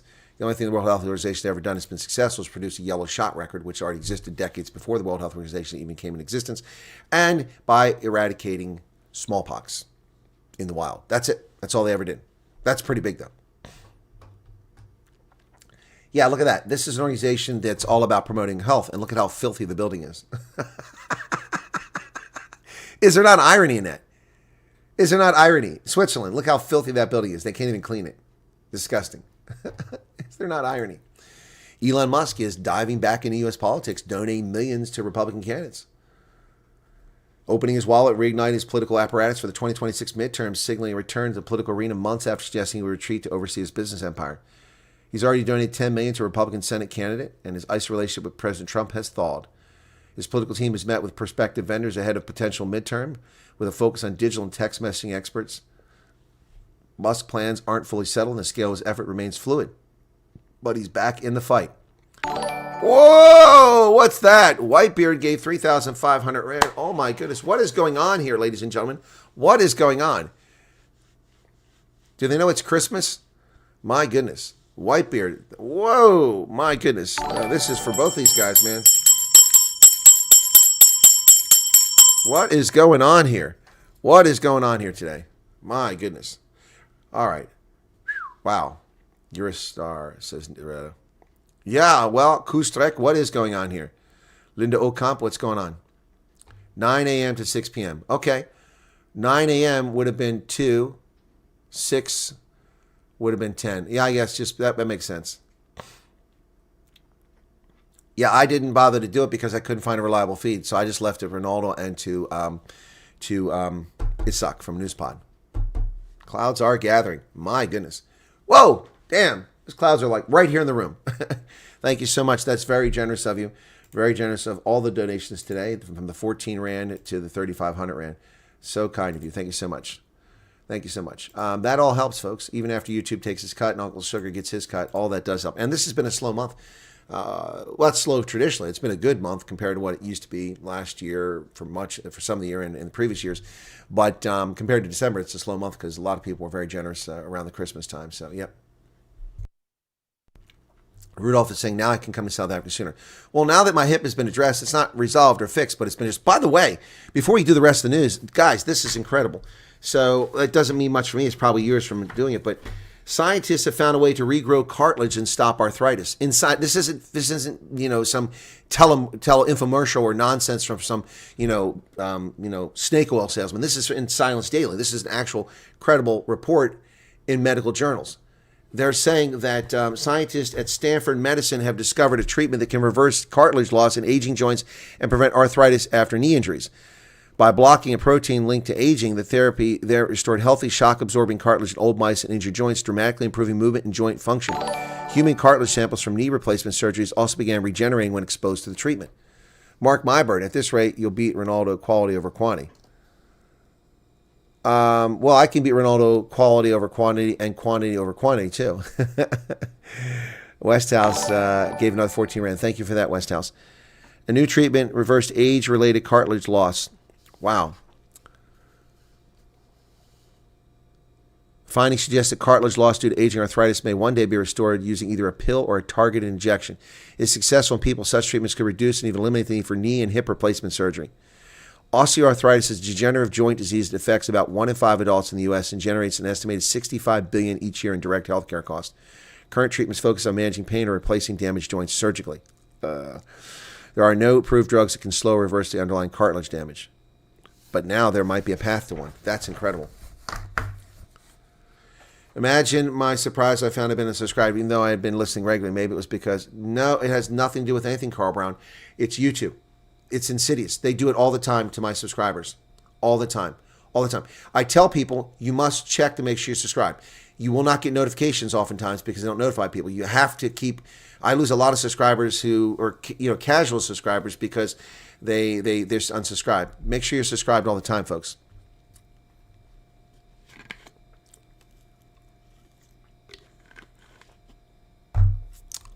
Debbie, what are you talking about? One successful. I don't understand. Now our bodies can also stay young like our brains. Wouldn't that be nice? Debbie's daughter is at Stanford. That's interesting. And West just get 50 memberships. I got to turn off the alert window. 50 memberships just going to go ding, ding, ding for like 10 minutes. Very kind of you. Look at all these people. Oh, my hip. Yeah. No. Yeah. Oh, you'll get it too once I've had it. Well, I mean, this is probably years from, so probably not going to help me, but still it's awesome. It'd be great if it did happen. Look at all those memberships, man. This is really awesome. So Westhouse is limited how much he can give, and he's found another way to contribute by doing that. Thank you guys so much. I don't know if this is a reward for the investigative journalism I did in Rochester or what's going on here. Scott Bissett says that... Whoops, that's not what I wanted. Hit the wrong button there. Scott Bissett says that speculation that Europe could dump U.S. debt over Greenland is ridiculous. Treasury Secretary Scott Bessent said on the 20th he rejected a completely false narrative speculation European governments could retaliate against President Trump by selling U.S. Treasury holdings. The media has latched on to this. I think it's a completely false narrative. It defies any logic, and I could not disagree more strongly with that. And I'm with Scott Bessent. It's a stupid narrative. It's not going to happen. These countries need that debt for income and for stability, and so they don't inflate their currency. Enough is enough. Hundreds of Minnesota businesses take stand against ICE. After protesters called for a pause on economic activity and work to strike against the federal immigration crackdown, many business owners won't open their doors on Friday. No work, no shopping, no dining out. Hundreds of businesses across Minnesota are expected to close, and many people vowed to pause everyday activities as part of a general strike against the Trump administration's immigration crackdown. Good. Shut down. Don't get any revenue. Lose business. Go bankrupt. Stupid people should wear signs. Here's your sign. Go ahead, shut your business down because you believe in lawlessness and pedos and rapists and murderers walking the streets of Minnesota. All caused by the officials in Minneapolis, St. Paul not turning over people who are convicted felons to the federal government who are in their custody. Instead of putting them in federal custody, they released them in the streets. 472 convicted felons on the streets of Minneapolis, St. Paul. That's why federal immigration authorities are in Minnesota. And the Army will soon be there. Keep it up. Keep being stupid. Stupid people should wear signs. Minnesota is rapidly becoming an insurrectionist central. Lana Roots, thank you for 14 Rand. Ingrid says, blessings are being bestowed upon you, Chris. You are so deserving of that and way more. Well, thank you so kindly. I appreciate that. Yeah, and West House is on fire tonight, says Barbara Harrison. Yep. 1 Rand is the first to 1,000. Every donation helps. Yep. And, I try to recognize all of them. I don't miss any intentionally. So teach these troll podcasts a media lesson. We will not let you go anywhere. We love your numbers show. Okay, thank you. Thank you, man. We got to get more people watching the program, though. What's wrong with people in Minnesota? Mass insanity. Well, Shawnee is in Minnesota. She's a normal person, but the state is full of lunatics. Yeah, it's funny how ICE is operating in Harrisburg. There's no resistance there. They're operating in Pittsburgh and Philadelphia, which are leftist centers. Nothing happening there. They're in Tennessee. They're in Virginia. They're all over the country catching these criminals. Yep. Homeland Security is seeking to restrict immigrants from relying on welfare. Department of Homeland Security is seeking to change a rule that determines eligibility for permanent residency, commonly known as green card, based on whether an applicant is considered a public charge. Someone is likely to be dependent upon primarily on public benefits. That rule, known as the public charge ground of inadmissibility, generally applies to green card applicants with the exception of certain categories, such as refugees and asylum seekers. In 2022, 54% of households headed by immigrants, naturalized, legal, and illegal, used one or more welfare programs. That's compared to 39% of U.S.-born households. The proposed change will allow immigration officials to take into account the use of a wider range of public benefits, including food stamps, Medicaid, and housing assistance. So the bottom line here is what the government is saying is we're letting people immigrate to our country and drain us dry. They bleed us. They're not contributing. Contrary to the concept that it makes us stronger immigration, it's actually draining our public resources, overwhelming our schools, flooding our hospitals and clinics, and sucking over half of all legal immigrants in this country are draining the country of resources. They're not a contributor, they're an absorber. So how does that make us stronger?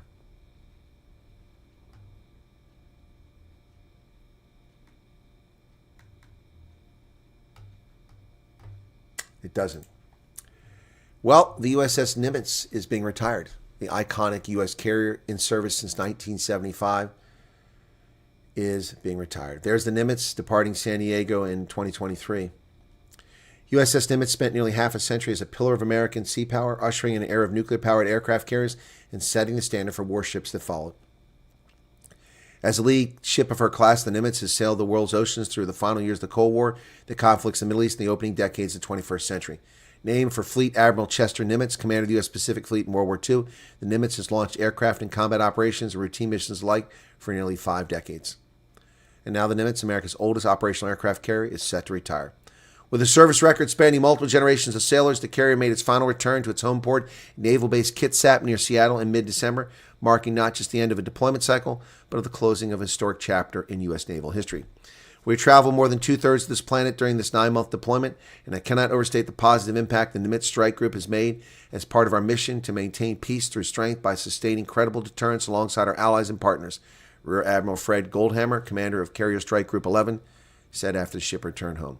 The baptism of fire for the Nimitz happened about 5 years after the warship was commissioned in 1975. The carrier was part of Operation Eagle Claw, the disastrous U.S. mission to free American hostages in Iran. On April 24, 1986, Sikorsky RH-53D Sea Stallion helicopters lifted off from the flight deck and headed toward Desert One, the pre-selected refueling site 600 miles away. During the mission, 3 of the Navy helicopters experienced critical malfunctions, including hydraulic issues, instrument failures, and dust storm damage, while flying towards the staging area. It resulted in the mission being canceled, with 1 helicopter colliding fatally with an Air Force AC-130 during the withdrawal. 8 U.S. service members were killed during Eagle Claw. In the 1990s, the Nimitz crews provided fighter cover and launched airstrikes during Operation Desert Storm and Southern Watch. More recently came Operation Iraqi Freedom and Operation Enduring Freedom Afghanistan.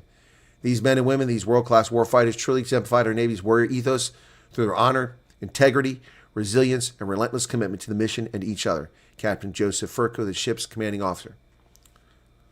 For 50 years, the nuclear-powered Nimitz was a mobile airbase for sustained global operations and a symbol of national resolve.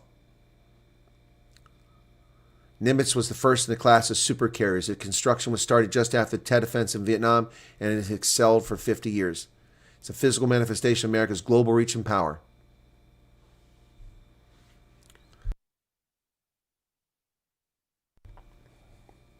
And TikTok is finalizing a deal to stay in the U.S. The agreement was negotiated to comply with the 2024 law requiring a company to do a deal to address U.S. national security concerns. TikTok officially established a joint venture that would allow it to keep operating in the U.S. Under the terms of the deal negotiated by the Trump administration, the popular video sharing app will be operated by a new U.S. entity controlled by investors seen as friendly to the U.S. Its data management and algorithm training on American users will be overseen by Oracle.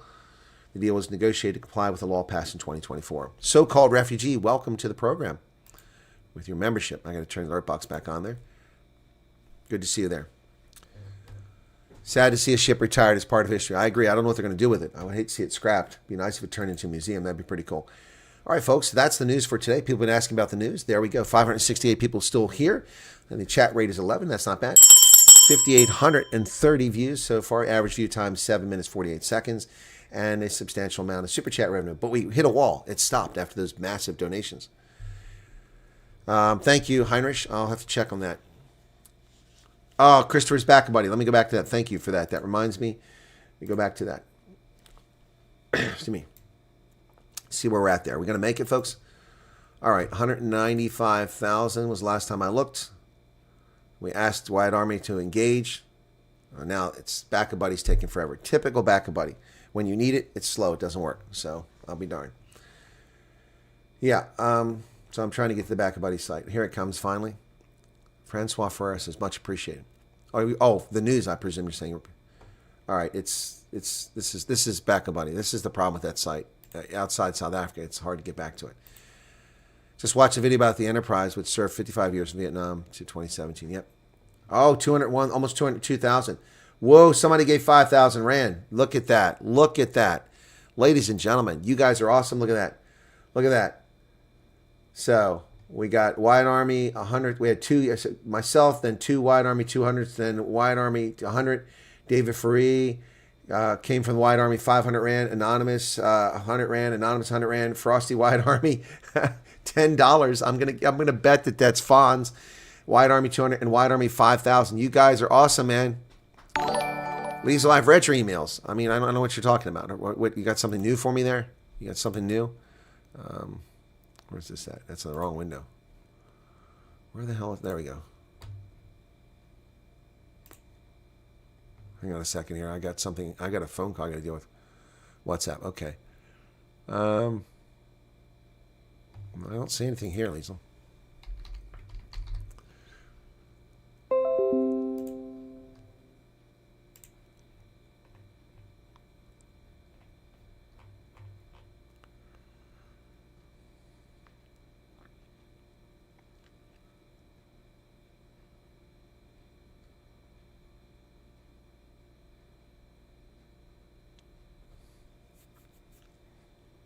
Okay, that's not the email I thought I saw. I don't know what I can do for you, Liesl. I'll see if we can figure something out, okay? All right. Can I say something on air, Liesl? Is that okay? Or do you want me to not say anything?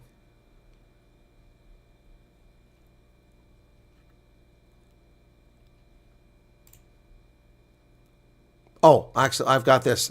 Here's another thing. So we're trying to do something here. So this is what I promised to as well. So rather than start a Back a Buddy campaign, you can donate directly to... What's going on here? Oh, come on. Too many crickets. The frickin' WhatsApp is becoming such a pain in the ass, too. It doesn't work right anymore. The app on my computer.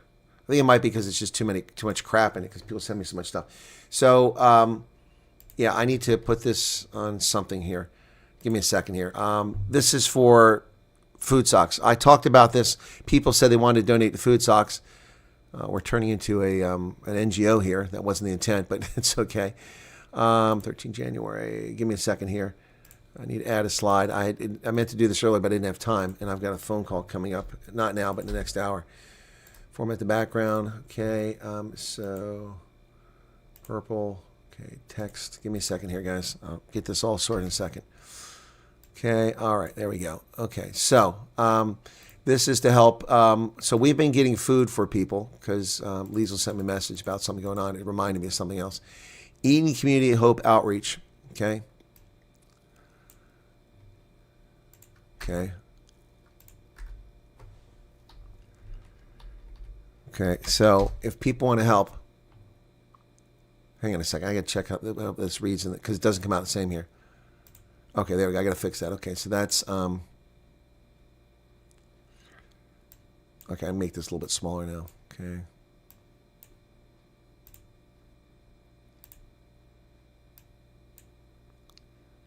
Why is that not working? Come on, damn it.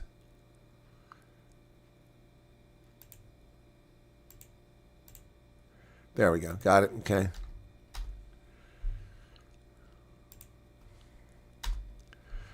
Okay. I got to make sure this is right now before I give you information. Okay. It didn't change everything. Okay. Okay, that goes here. Okay. Okay, account. All right, there you go. So I got it now. All right, there we go. Okay, so, all right, if people want to help, so I'm sorry, I'm bouncing all over. I'm trying to get this done so I don't keep you guys going forever. Okay, so, all right. Okay. So this is where you can donate if you want to help us. And I'm explaining what this is all about in just a second. Thank you for your patience. I appreciate everybody's patience here as I get through this. I wasn't prepared. I should have prepared this earlier, so my apologies. Okay, so what this is Food Socks has, Liesl said, thank you. Yes, I can say, okay, Liesl, I'll do that in just a moment. So what this is that we have people, and I first started doing this when there were people from 26 September to about the 10th or 12th of October who had tickets and their flight was canceled. Liesl, you should have heard from somebody about your flight being canceled. I've had several people contact me say their flight was canceled. I did my utmost to find out what's going on, and I found out that a couple of them had their flights scheduled for earlier because their medicals were about to expire. So I'm not sure what happened in your case. But yeah, so people who had flights, this is now becoming a recurring situation. Unfortunately, I don't know what's going on with RSC, but I'm trying to find out. So we have people who liquidate their place, get rid of their lease or their property, they sell all their things, and now they're destitute, they have no place to stay. So I don't have resources to house people, but in Liesl's case, we have a situation where she needs to find accommodation until her flight is rebooked in the Western Cape, if I'm not mistaken. Is that correct, Liesl? Let me go back and look at the message. So, and I'm sorry that you sent this 4 days ago and I didn't see it. Yeah, so I thought, because you and I have talked about other things. Okay, so is it just two of you? How many people are we talking about? And are you together for this? That's so someone that can provide accommodation. Don't identify yourself here in the chat. Send me an email. Send me an email. One of the mods, please put my email address up there. Send me an email if you're able to provide accommodation. I know that's kind of an open answer. You don't know if she's got 6 kids or she's got 3 dogs or you know, if it's 4 men or whatever. I know. But if you have the ability to offer a room or space to someone, there's an email Will's put up. Send me an email in the Western Cape and then let me know and we'll try to link together. 2 adults, 1 child. There you go. How old is the child, Liesl? How old is the child? Okay, there you go. So it's a small family, all right? I mean, if it's an infant, they can sleep in the bed with you.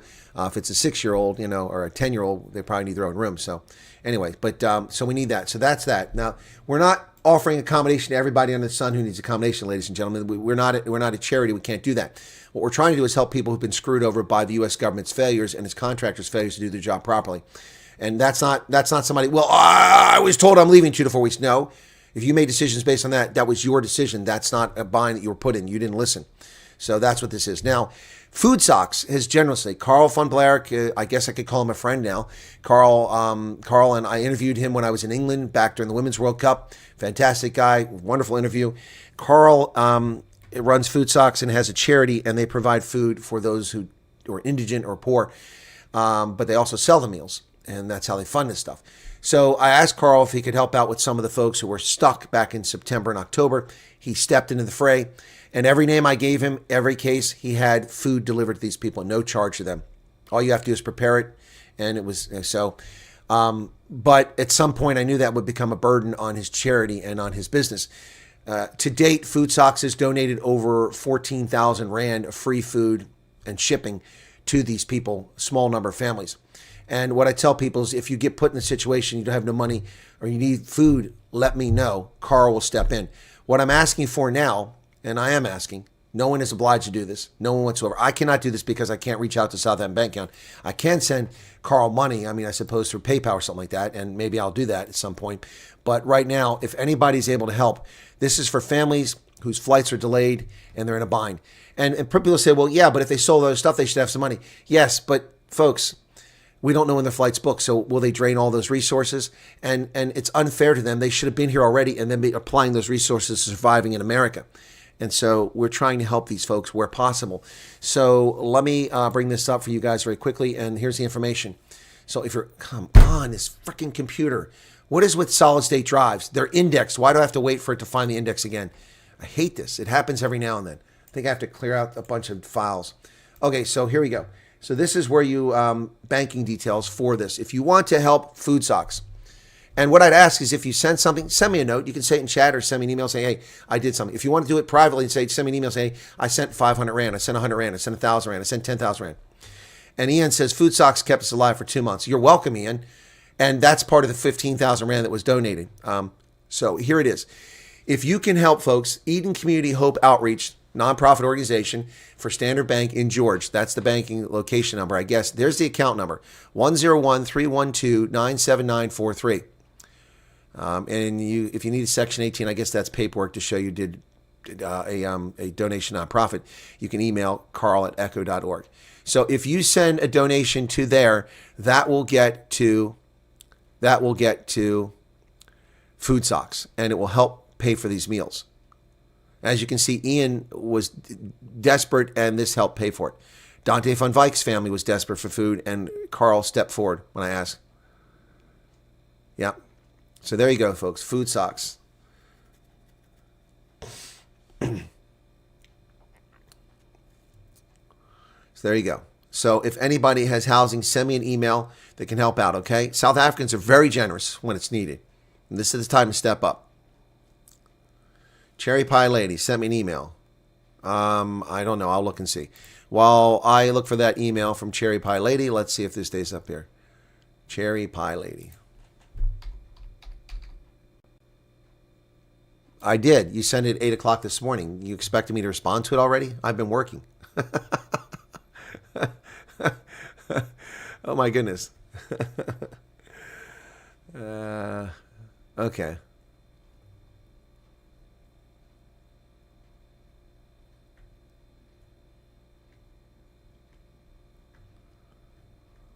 Oh, wow.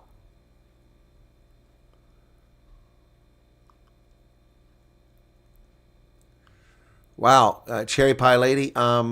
Yeah, reading what you say, that's very concerning. Very concerning. I'll delve into it a little later on. But, I mean, I just received that at 8 o'clock this morning. So, yeah. Wow. So, interesting. I'll have to look at it when I'm done here. I have a phone call at 1 o'clock with a media outlet in the UK that wants to interview me. So I have to see if we get that done. Yeah, okay, so Liesel has sold all her stuff because she had a ticket, supposed to fly in 3 days, and is relocated to the Western Cape, and now is homeless. Liesel, are you not the person that Peter Hammond was taking care of, or am I confusing you with someone else? I thought Peter Hammond was taking care of someone. Maybe it's someone else in the same situation. So I'm a little confused. I will reach out to Dr. Hammond and see if we can help with that, okay?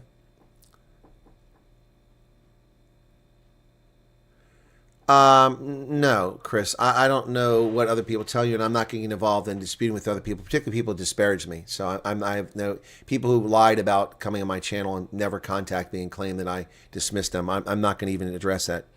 As far as the police certificate, the United States government doesn't need a police certificate unless they ask you for it. If they ask you for it, then you got to get it. All right?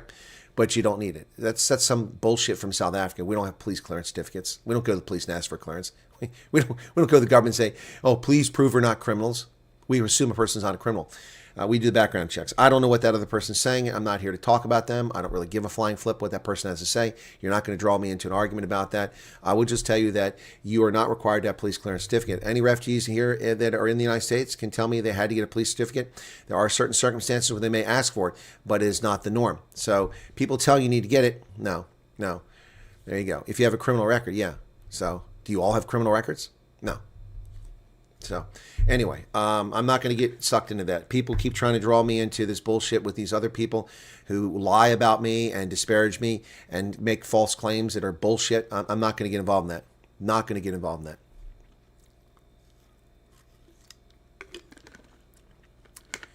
that. Yeah, so no need for police clearance. Normally a police clearance certificate is if you have a criminal record. Lucinda had to get one, okay? It's unusual, okay? Where is Liesel? Liesel who? No, no, you don't need that for a green card. What are you talking about? Because someone has come here on their own, immigrated here previously, or won a visa lottery, or they've come here on a green card and they're here, their circumstances are not the same as your circumstance. You're a refugee. Those people weren't vetted to come here. People who immigrate here, people who come here as students, people come here and get permanent residence, you have been vetted. You have been checked. Unless they tell you need one, you don't need one. I'm getting a little tired of people, okay, you know what? So let me explain how this works, what people are doing on the internet. Well, I went to basic training in 1983 at Fort Leonard Wood, and we did this. So that's how things are here 40 years later. 42 years later, that means what I did in 1983 must apply to you because I went to basic training. Even if you go to basic training in South Africa, it must be the same because it's basic training, right? No. Things change. I mean, my army, women couldn't wear earrings in fatigues. My army, women weren't allowed to have ponytails. Now, not only can they have ponytails, they can run them down the back of their uniform. It looks ridiculous. You're no longer uniform. What's the purpose of wearing uniform if we're not uniform? That all changed in the last 5 years. My army, you couldn't have earrings if you're a male. Now you can pierce your ears if you're a male. Things are not the same all the time for everyone everywhere. So unless that's a current rule, telling people that you listen to who you want to listen to. Listen to who you want to listen to. All I know is that this police clearance certificate is South African bullshit. We don't listen to South African bullshit when it comes to American immigration. So unless they ask for it for a particular reason, you wouldn't need it. That one's going to drag me into this. I'm not being part of this. Not being part of it.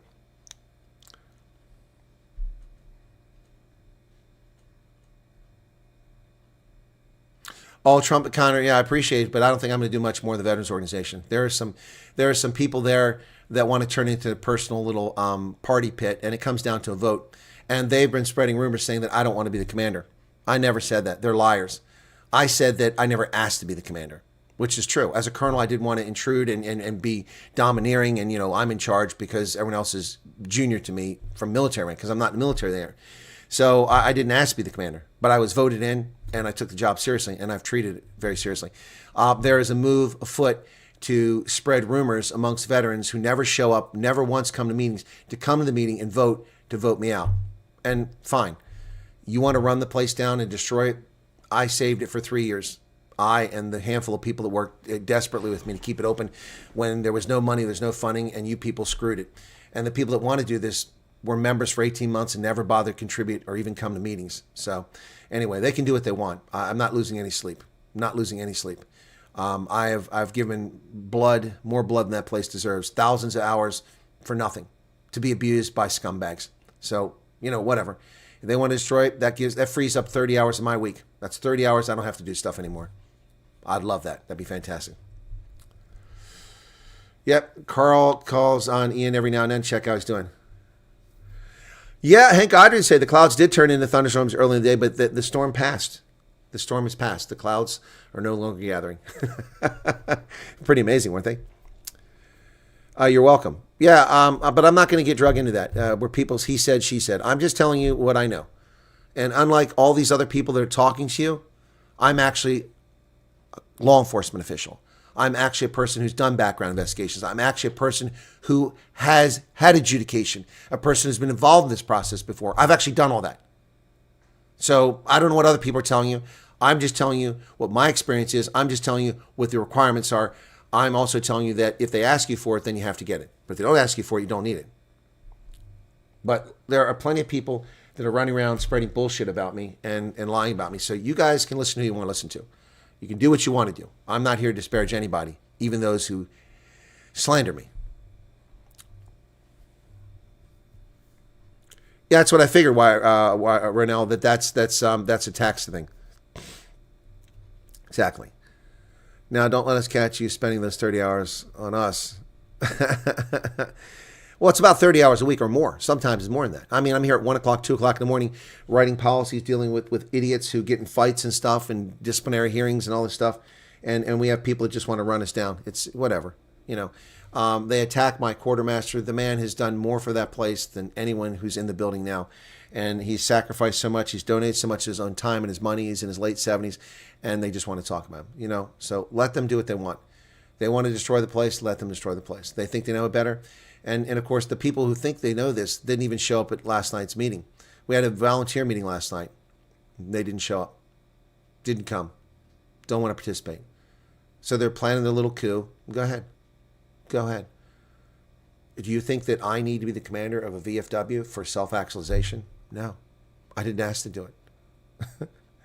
But when handed the mantle responsibility, I took it seriously and gave it everything. And I'll continue to do it if I'm voted back in. But I'm not campaigning to get voted back in. So no, I haven't heard from Maze. Maze acted very nasty on the program, and then she just disappeared. And on that note, I say again, that's why I only listen to you, Chris. That way I'm sure I get the truth. Well, you get the best information I can provide. No, Maze was very nasty on the program to several people and was losing control, and she left. I don't know what happened to her. Kim sent me a WhatsApp. Okay. So did thousands of other people.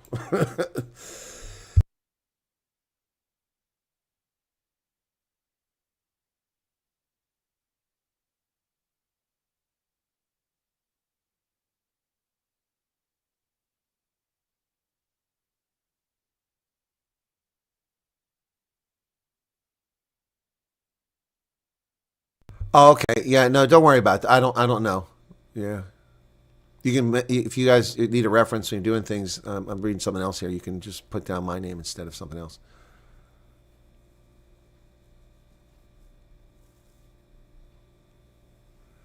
Okay. All right.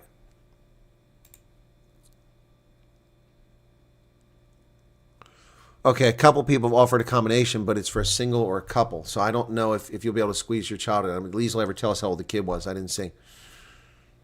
There's a couple people have sent WhatsApp messages about a combination.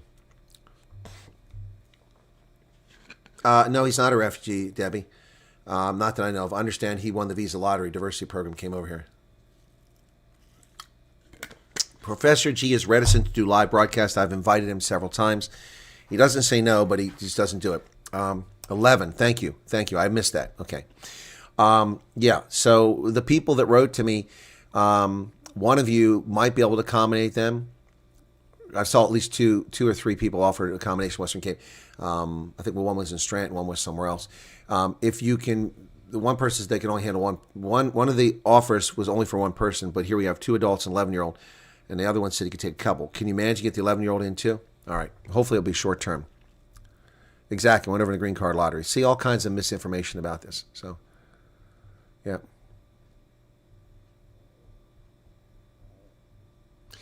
Mark says, don't sacrifice yourself for people to abuse your loyalty and work ethic. Most important thing is your well-being. I'm healthy. The problem is that the cartilage in my hip became a problem. And that's, that incapacitated me in so many ways. The amazing thing is I haven't ballooned up the size of a house. I adjusted my diet. It took me a while to adjust my diet and cut back on and reduce the number of calories I was taking in. So I put on a few pounds over a 2-year period, but I'm not fat, not obese. But I mean, a lot of people get disabled. I guess that's a good term, disabled. I wasn't able to do what I normally do, but the hip is much better. It's not perfect. The injection worked. Boy, that fluid that shot out, it was something else. 5 cc's of fluid came out of my hip. Woo. Cruel reality of this planet. Bad people get praised and uplifted. Good people, good goodies get trashed and walked over. Yeah. Yeah, Professor G is a lawyer. He wants thousands to show up. No, he's a good guy. Professor G is a good guy. We've only had 1 or 2 disagreements on things, and pretty good so far. Let me check in on Christopher's campaign. It was a 201, almost 202,000 last time I looked. Let's see if anybody else has been able to donate. Back of Buddy's a little faster now. And 201, no more donations. That link is at the top of this chat if you want to donate. So come on, guys. If you can help, we're 16,000 away from their goal. We're getting closer there.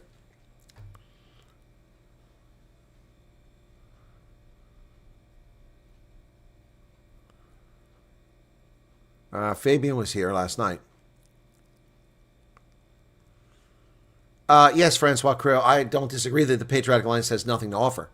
It's a vanity project. It is Gate McKenzie's colored vanity project. That's what the PA is. And that just proves that so many people in South Africa just vote based on identity, which is what we've always known. The Good Party has support because Tani Pat is colored. That's the only reason. It's the only reason. The PA has support overwhelmingly only because Gate McKenzie is all into the colored community. That's the bottom line. And some could make the same argument that the Freedom Front Plus historically has gotten many of its votes simply because it's white and conservative. Well, the conservative part would be appropriate, but white wouldn't be appropriate. So yeah, people vote on identity. And it's no different in America. Look at 40% of the country voted for Kamala Harris. Not because she's competent or she can walk and chew gum or that she would be a good leader, but simply because she's a Democrat. What a stand, Charles.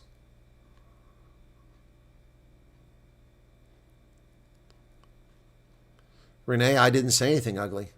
That person said ugly things about me and lied, but I didn't say anything about that person. Put this about Liesel on our Discord channel. Who is Liesel? Oh, I'm sorry. Liesel here. Liesel here. Okay. Sorry. I'm getting confused now. My bad. I answered my own question. Anton wants to know my opinion, Cape Independence. It's not going to happen.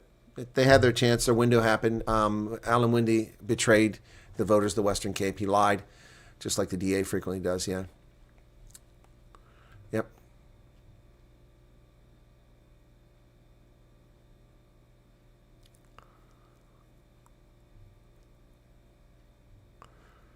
Anyway. You don't need a police clearance in America. We don't do police clearances. There's no such thing. I don't. We also don't require you to carry identification in America. I don't have to have an ID card to go here or go there. Now, if I drive, I have to have a permit, which is your driver's license, which in essence becomes a de facto ID. But walking on the streets, I don't need ID. Going out for a jog, I don't need ID. In Germany, you do. In Germany, when you move from one location to another, you must go register with the police as if you're a criminal. In America, we only do that to sex offenders. Only sex offenders are required to register with the police when they move somewhere. Honest, law-abiding people aren't required to go register with the police and they know where to come hunt you down. That isn't how things work in America. That's a fascist state that does that. No, we don't have that. We don't have police clearances. All right, take care. Chickenpox burned like a mother. There was no chickenpox vaccine. I had chickenpox, so I don't need one. But I did have to get a what the hell's the thing comes out when you get older? Ugh, jeez. Oh yeah, no. I thought you were talking about me, Renee. I'm not saying anything bad about it. People keep trying to drag me into that stuff. I want shingles. Yeah, I did get a shingles vaccine. It turns out this first shingles vaccine was worthless. Didn't do anything. The efficacy was like 10%. So they came with another shingles vaccine. I got that one. My father got shingles in his 80s. It was not pretty. It was painful. No, I didn't see when did Malema say Trump should take poison? I've got a couple videos of Malema and the EFF acting like fools, but Malema's live stream was his feed from the EFF kept breaking up, so I really couldn't catch it. Let me see. Look at that starving fellow. He's so hungry. Look at these pretend soldiers wearing fatigues. Must be about 7,000 of them there. That lard ass. Probably the most movie he's had all year.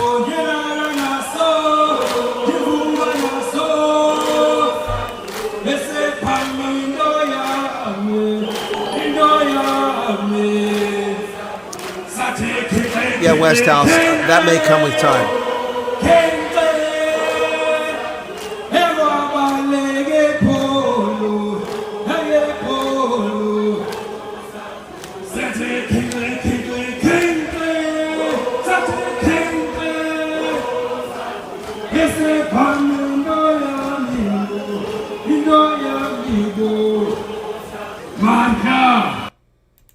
Stupid people. Stupid people. Yeah, these people are part of the problem in South Africa.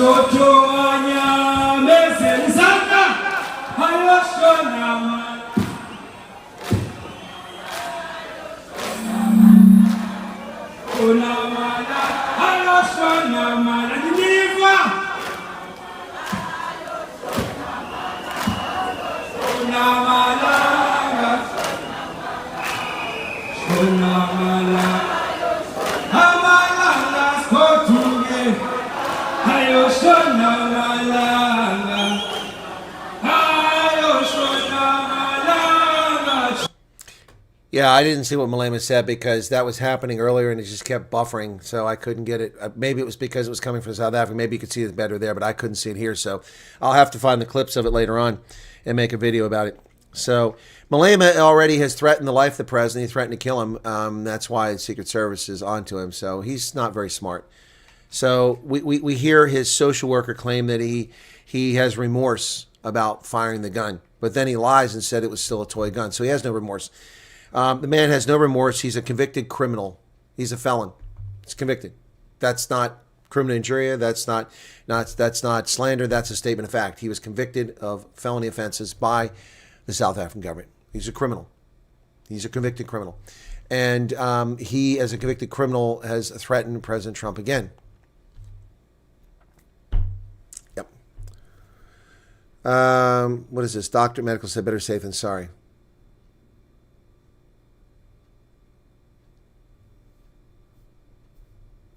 Why are they complaining about Trump? Trump has nothing to do with his actions in 2018, nothing to do with his conviction. That's all on him. Well, I didn't hear him threaten African Forum, but there you go. There's just more proof that the racial persecution is taking place.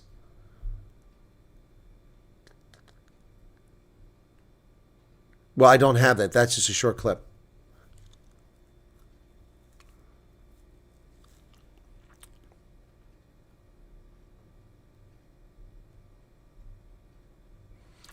Yeah, no, got to go, says John Bobby Jean. You know, in Germany, you have to register with the police when you move. I mean, why should law-abiding citizens have to go to a police station and register? It's ridiculous. Also in Germany, they take money out of your pay and give it to churches, whether you go to church or not. Why is the state the agent for taking money to give churches? You should be able to tithe on your own. And he's saying kill the boar again. I'm telling you, somebody's going to take that guy out eventually. Eventually, somebody will take him out.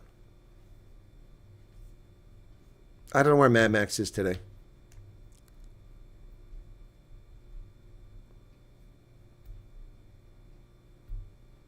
They threaten Afrikaners. They threaten Trump. Okay.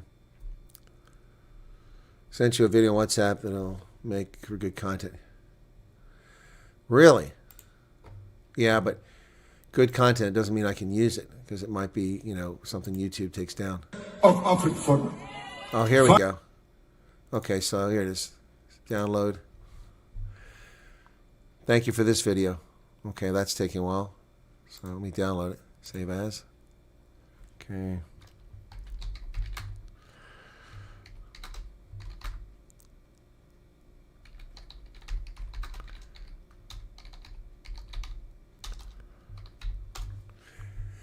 So let's play that. This is a surprise for all of us because I haven't seen this, so hang on. Okay, here we go. Of Africa. Okay. I don't know the provenance of it, but obviously it was him speaking earlier, the video I couldn't get. Of Africa. Fighters, the law of this country will prevail against racism. No racism can prevail. No, actually, Julius, you're wrong. The fact you're standing up there spewing racial hatred proves that racism is tolerated. You also have 145 racist laws, race-based laws. So he's saying that racism can't be tolerated. The law prevents it. No, the law encourages it. The law facilitates racism against racial minorities. This guy is dumber than a three-piece streetwise.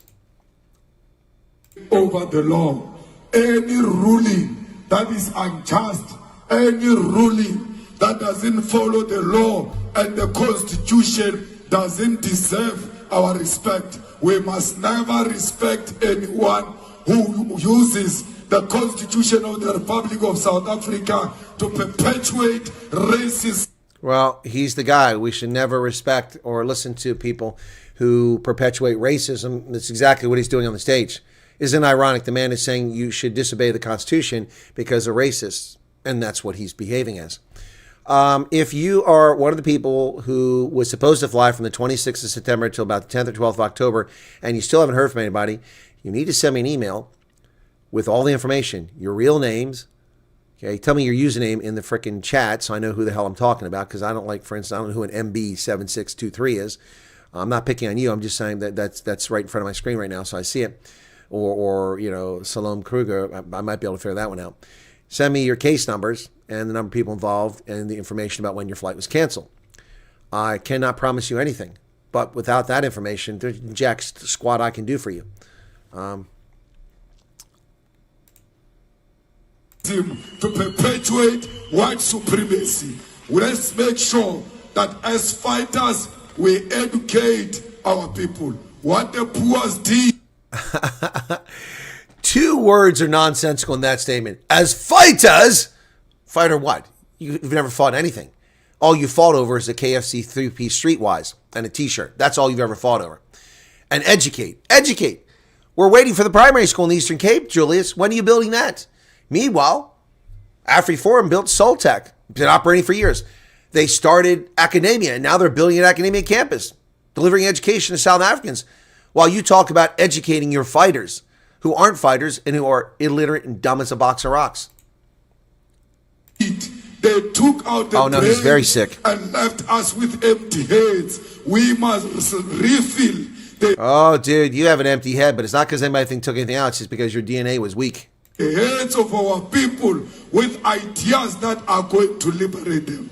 The day we said we want the land of our people to be returned to our people without compensation, that is the day we committed crime in South Africa. Indeed, you committed crime, and then your cohorts stole land in Shisheho, which is where your little puppy brain came from. Your land? It's not your land, Julius. Not your land. First off, you weren't even there. None of us were here. And the history of the land is not what you remotely claim it is. There were no Nguni-speaking peoples in large numbers east of the Great Fish River when the Europeans arrived there. Small parties here and there, one or two people off on their own, no tribes. You hadn't reached that area. Your invasion and conquest of the Khoi and San and your theft of land from the Khoi and San had not quite reached the Western Cape. It stopped at the Great Fish River, and there you ran into the Europeans. So when you want to talk about our land, you can footsec back to Cameroon, buddy. Right on back to Cameroon. It's not your land. Not your land. Not your land. So stop your racist drivel. Well, I didn't see it, Loretta. I didn't see it.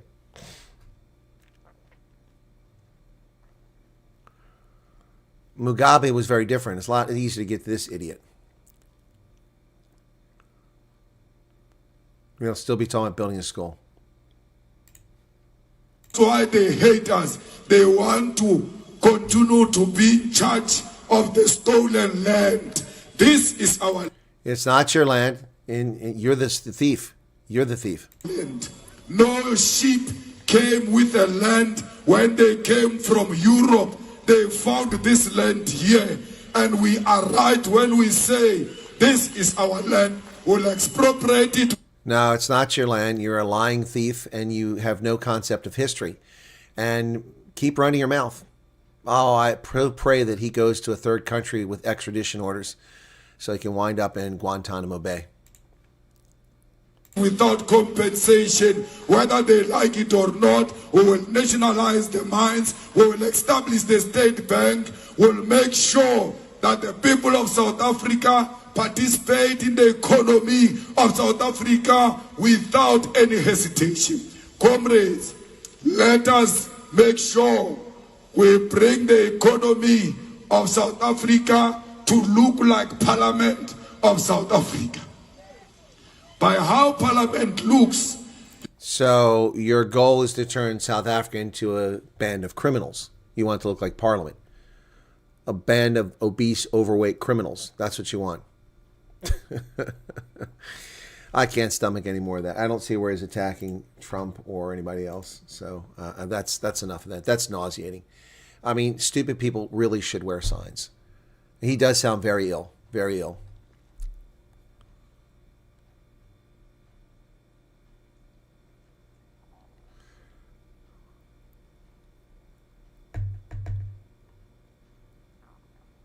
You're welcome, Zé Martinez. There was a question someone asked me a few moments ago. I'm going to go back to it. I missed it. Sorry. Someone's asking about a job in Texas. Where was that at? There it is. Salome says, if we get a job in Texas from here in South Africa, get placed in another state, what's the best steps to take? Well, Salome, I mean, that's a very difficult question to answer. I mean, I don't know your situation. Do you have $100,000 cash that you can bring over? Do you have $5,000 cash you can bring over? I mean, you can't work until you have a Social Security card. So if you're a self-starter and you're willing to abandon all the support you get from the refugee program because you have a job and you have enough money to survive until you get a Social Security card. So let me just make a what if, okay? All right, because I've been telling people, make sure you get what you need before you move. And that's good advice. But, I mean, that's advice that has to be grounded in information. You guys ask me impossible questions. So let me just make up a scenario here, okay? You come here, you have a firm letter of offer of employment, and you trust that that firm is going to give you a job in Texas, all right? But they send you to Oregon. That's a long way from Texas. Okay. If you have no money, stay where they send you. Get the refugee assistance and ask the company that offer you a job, be patient. Can you work remotely or can you start work in 2 months? Okay. I mean, you're asking me an impossible question. I'm making a reasonable response to it. If you have no money, if you have some thousands of dollars, and I say thousands of dollars because you're either going to have to fly there and arrive with no transportation, no house, no place to stay, no money. If you've got, say, $10,000, then you can afford to book a flight. You can cash out from your refugee agency. Say, look, I appreciate sending us here, but we have a job in Texas. I got to get there. They want us to start working in a couple weeks. So please cash us out. They'll give you whatever cash they're supposed to give from the refugee assistance. You haven't received much already, so you should get a few $1,000s out of that. Take that money, plus what you brought over with you, buy a plane ticket, fly there. But before you go, while you're waiting, look for apartments, not a house. Look for an apartment you can rent, or at least short term. Find it online. It's in the area you're going to, or find a house you can rent in the area where you're going to that you can afford the rent that isn't more than $1,500 a month or something like that. Figure that out before you go so that when you arrive, you can go to the place or you can stay in a hotel for a few days while you get a place. That's the only reason I would tell anybody to move anywhere. Now, you're foregoing all the refugee services, but if you're self-started, it doesn't need help. And the other option is this. If you get there and you have the money and you're able and willing to figure out by using Google where the hell Social Security Administration office is, and you think you can overcome all the stuff you need, then all you need is your I-94 form from the refugee agent. Get your copy of that, get what you need, and go. But I'm not recommending anybody move anywhere. There is so much to this. It's so complicated.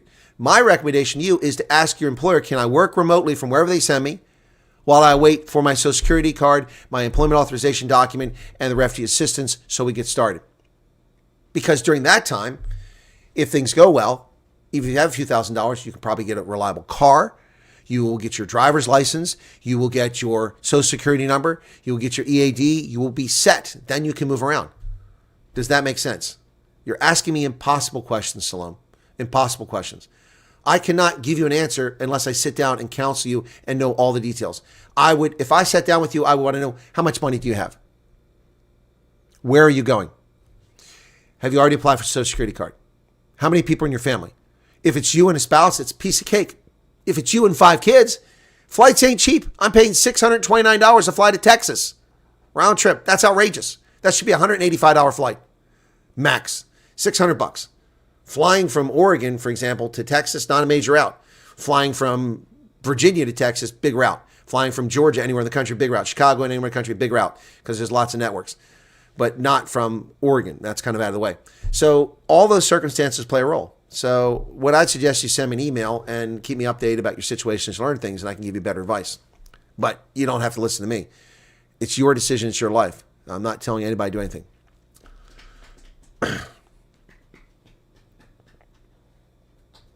Exactly. Expats Pen says, my ex-employer will allow me to work remote until I'm able to move nearer. There you go. Well, there's not much more to that video. It's a short clip. I mean, I don't have the whole thing. I'd love to show, but I want to see the part where he threatens Trump. I'm going to have to see that. So, yeah. I'll look and see if I can find it. He's been invited to Kenya 3 times, refused to go. Well, yeah, but Kenya has an extradition treaty with the United States. Social work gave mitigation for sentencing, said his family will suffer if jailed. Wife, Miss Snooki, among other things. Yeah, it's ridiculous. I am saying that God in the Bible tells you 64 times that you should fear nothing because he is with you. Okay, thank you.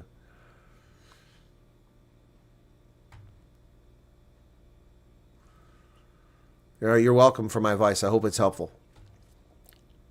Yeah, and listening to Malema is obnoxious.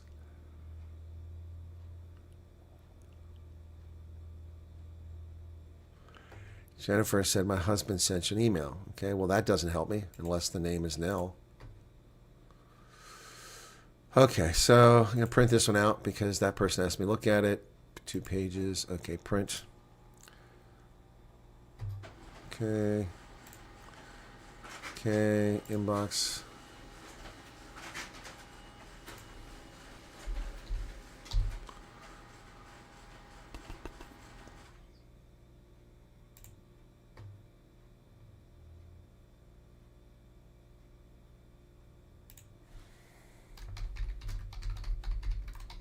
The only email I have from anybody named Nell is from January 13th. I never saw it.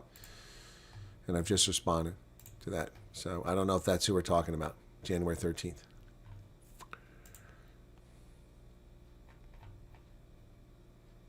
All right. 7,963 people. Well, we've got the Bulls coming up here at 2. Hang on a second. I'll make sure I'm going to get a call here. So I need to wrap up. Let me just double check when this guy's supposed to call me here. Come on. Where the hell's it at? Shoot.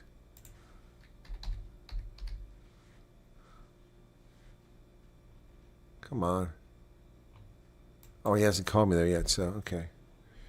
Yeah, I'm expecting a call. I gotta go back to email real quick. That's supposed to be coming shortly, but okay. Okay, no, I'm okay, yeah. 1:30 supposed to call, not yet, so we got time. Okay, so that's that. Yeah, that takes care of that. Okay, cool.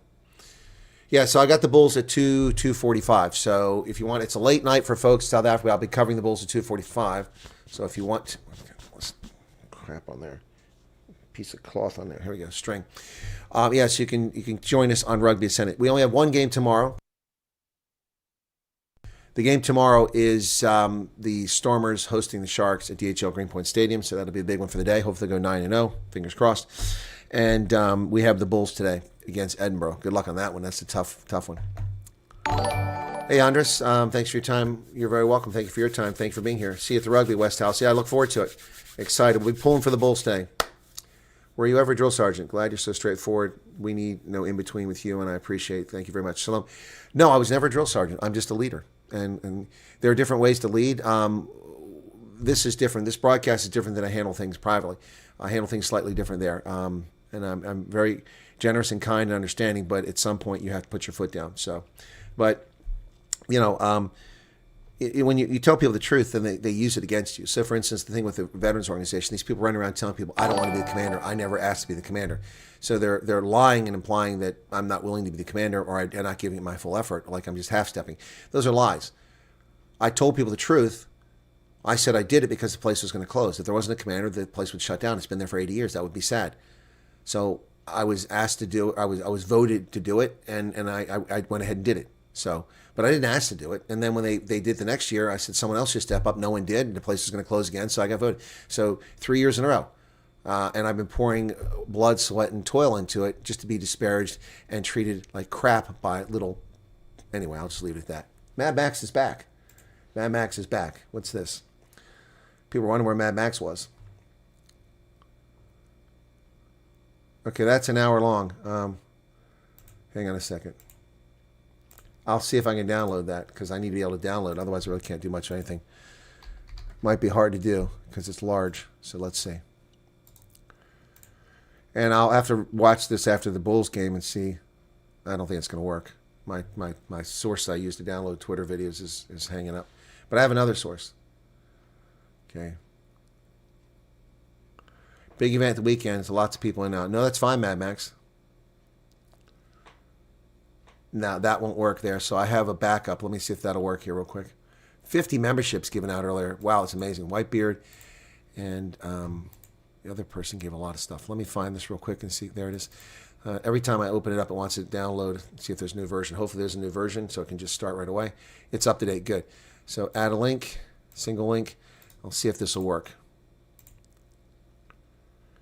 Let's see if it'll do it.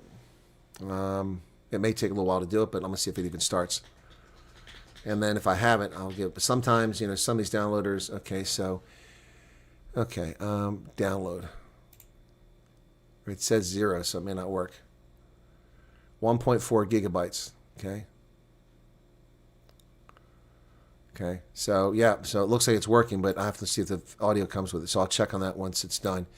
So, totally off topic. Can you please tell me how to pronounce the name Hoxie? Hoxie would be how I'd say it in American English. But I mean, you know, people have regional things. They say things differently. People in Maryland don't say Maryland. They say Merlin. People in Baltimore don't say Baltimore. They say Balmer. So, you know, I could be wrong. I'd say Hoxie. Well, you know, people, there's lots of places in America where there's a place in Iowa spelled Nevada, but they don't call it Nevada. It's spelled the same way as the state of Nevada. They say Nevada. You learn that pretty quickly. Check Wirebird message, okay? Okay, but I can't use other people's YouTube stuff. I can't use that. I can't use that. Oh, that's SABC.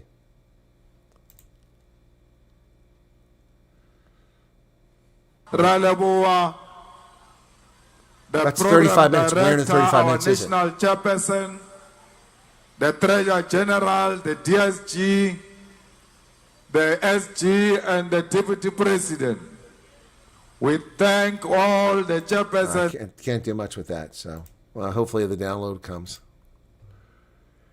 Oh, it's very slow. It's taking a long time, so that might be a problem.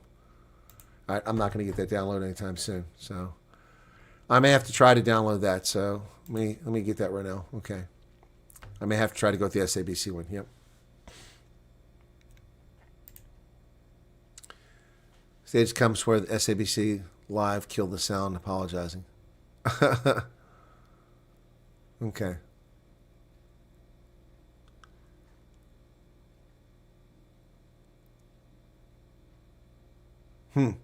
Anyway, let's see if it's still going. Oh, it's at 3%, so it's downloading very slowly here. There's 1,734 segments to it. Yep. And 67 or 68 are downloaded now. Pace is picking up. It's not me. It's just it's not my connection because I have a fast one. 1340. Okay, thank you for that. That's helpful. 1340 timestamp. There you go. 1340.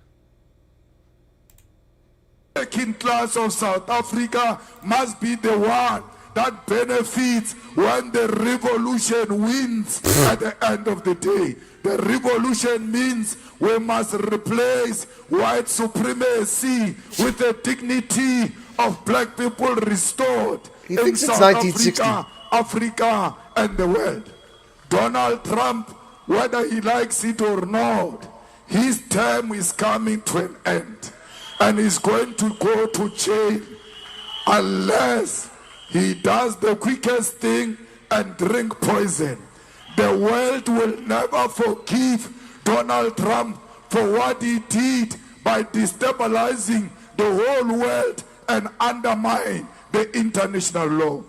His day is coming, and we must not be worried about a man who speaks about politics, yet he knows nothing about politics. Well, how do you say? Why is he describing himself? Your time is coming, buddy. Your end is near.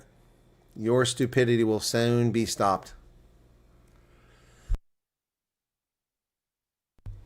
Yeah, no, well, I mean, I was exhausted and I wasn't getting the correct feed. SABC didn't have it published. I don't know how he got SABC, so I just gave up. So hopefully Ronaldo had a big day. I didn't have a big day, but this has been a good stream. You guys have been amazing. Yeah, so I need to end it here so I can set up for my phone call and then also set the rugby send it up for the Bulls. So we'll see you there, okay? Yeah, he is a retard, 100%. I will do something with that. Yep. He does have, I think, does sound like he has brain damage. He also sounds very retarded and stupid. He's fighting a war that ended 40 years ago. And he thinks he's a soldier. He's not. He's a fool. All right, guys, thanks for the super chats. They pretty much stopped, except at the one point, but they're pretty good. Some big ones came in. Thank you for that. And thank you for the 8,320 people here, for the 763 likes with 8,000. We should have gotten 1,000 likes. There are 529 people here. If you haven't hit the like button, you're still here. Please hit the like button. It doesn't take anything but a moment of your time. And thank you from Liesel and I. Okay, well, hopefully we have an answer for you on the move. I'll have to look at my WhatsApp. It won't be getting an answer for some time. But also, I would have sworn Liesel was the person that was in touch with Peter Hammond. I don't know if she said anything to me, so a lot of stuff came through the chat. All right, again, the food socks, guys, if you want to help out with food socks, it is possible. And this is to help the people who are getting stiff because of what's happening with the U.S. government screwing up, or RSC, whoever it is, someone's screwing up. Oh, here we go again with this thing indexing forever. There it goes. So, yeah, if you want to help, this is where you help. You can send money to Food Socks. They've donated already 15,000 Rand out of the pocket to help feed some of these people. And Ian can confirm that they were very helpful. So there you go. It's Egan Community Hope Outreach through Standard Bank, their George branch. There's the account number 101-312-97943. And if you need a Section 18A paper, you can just write to them for that, okay? There you go. Heinrich, you sent me a joke. That's not pressing, okay? Okay, it's a different person. Okay, well, that's the problem because your situation is very similar. People move from the exact same place you moved from, did the exact same things you were doing, and wound up in the exact same situation. So that's why I'm confused. Thank you for that. All right, so there you go, folks. If you want to help out, you can do that. That's where it's at, okay? You can just freeze the video and go back if you need the details, okay? All right, so you want to help them out. Okay, and that's going to do it for this stream. Thanks a lot for being here. Be sure to hit the like button. I appreciate everybody. How we doing? We get some more likes here. We got 790, a few more, but we still got 483 people. If you haven't hit the like button, please do it. Hey, Sedgefield, what's going on? Yep. All right, that's going to do it. Thanks, everybody, for the super chats. Thanks for the donations to Christopher, Mayor, and also for those who donate to Food Socks. It really is appreciated. Thank you all so much. God bless and have a good evening. Hopefully I'll see you on Rugby Senate. Cheers.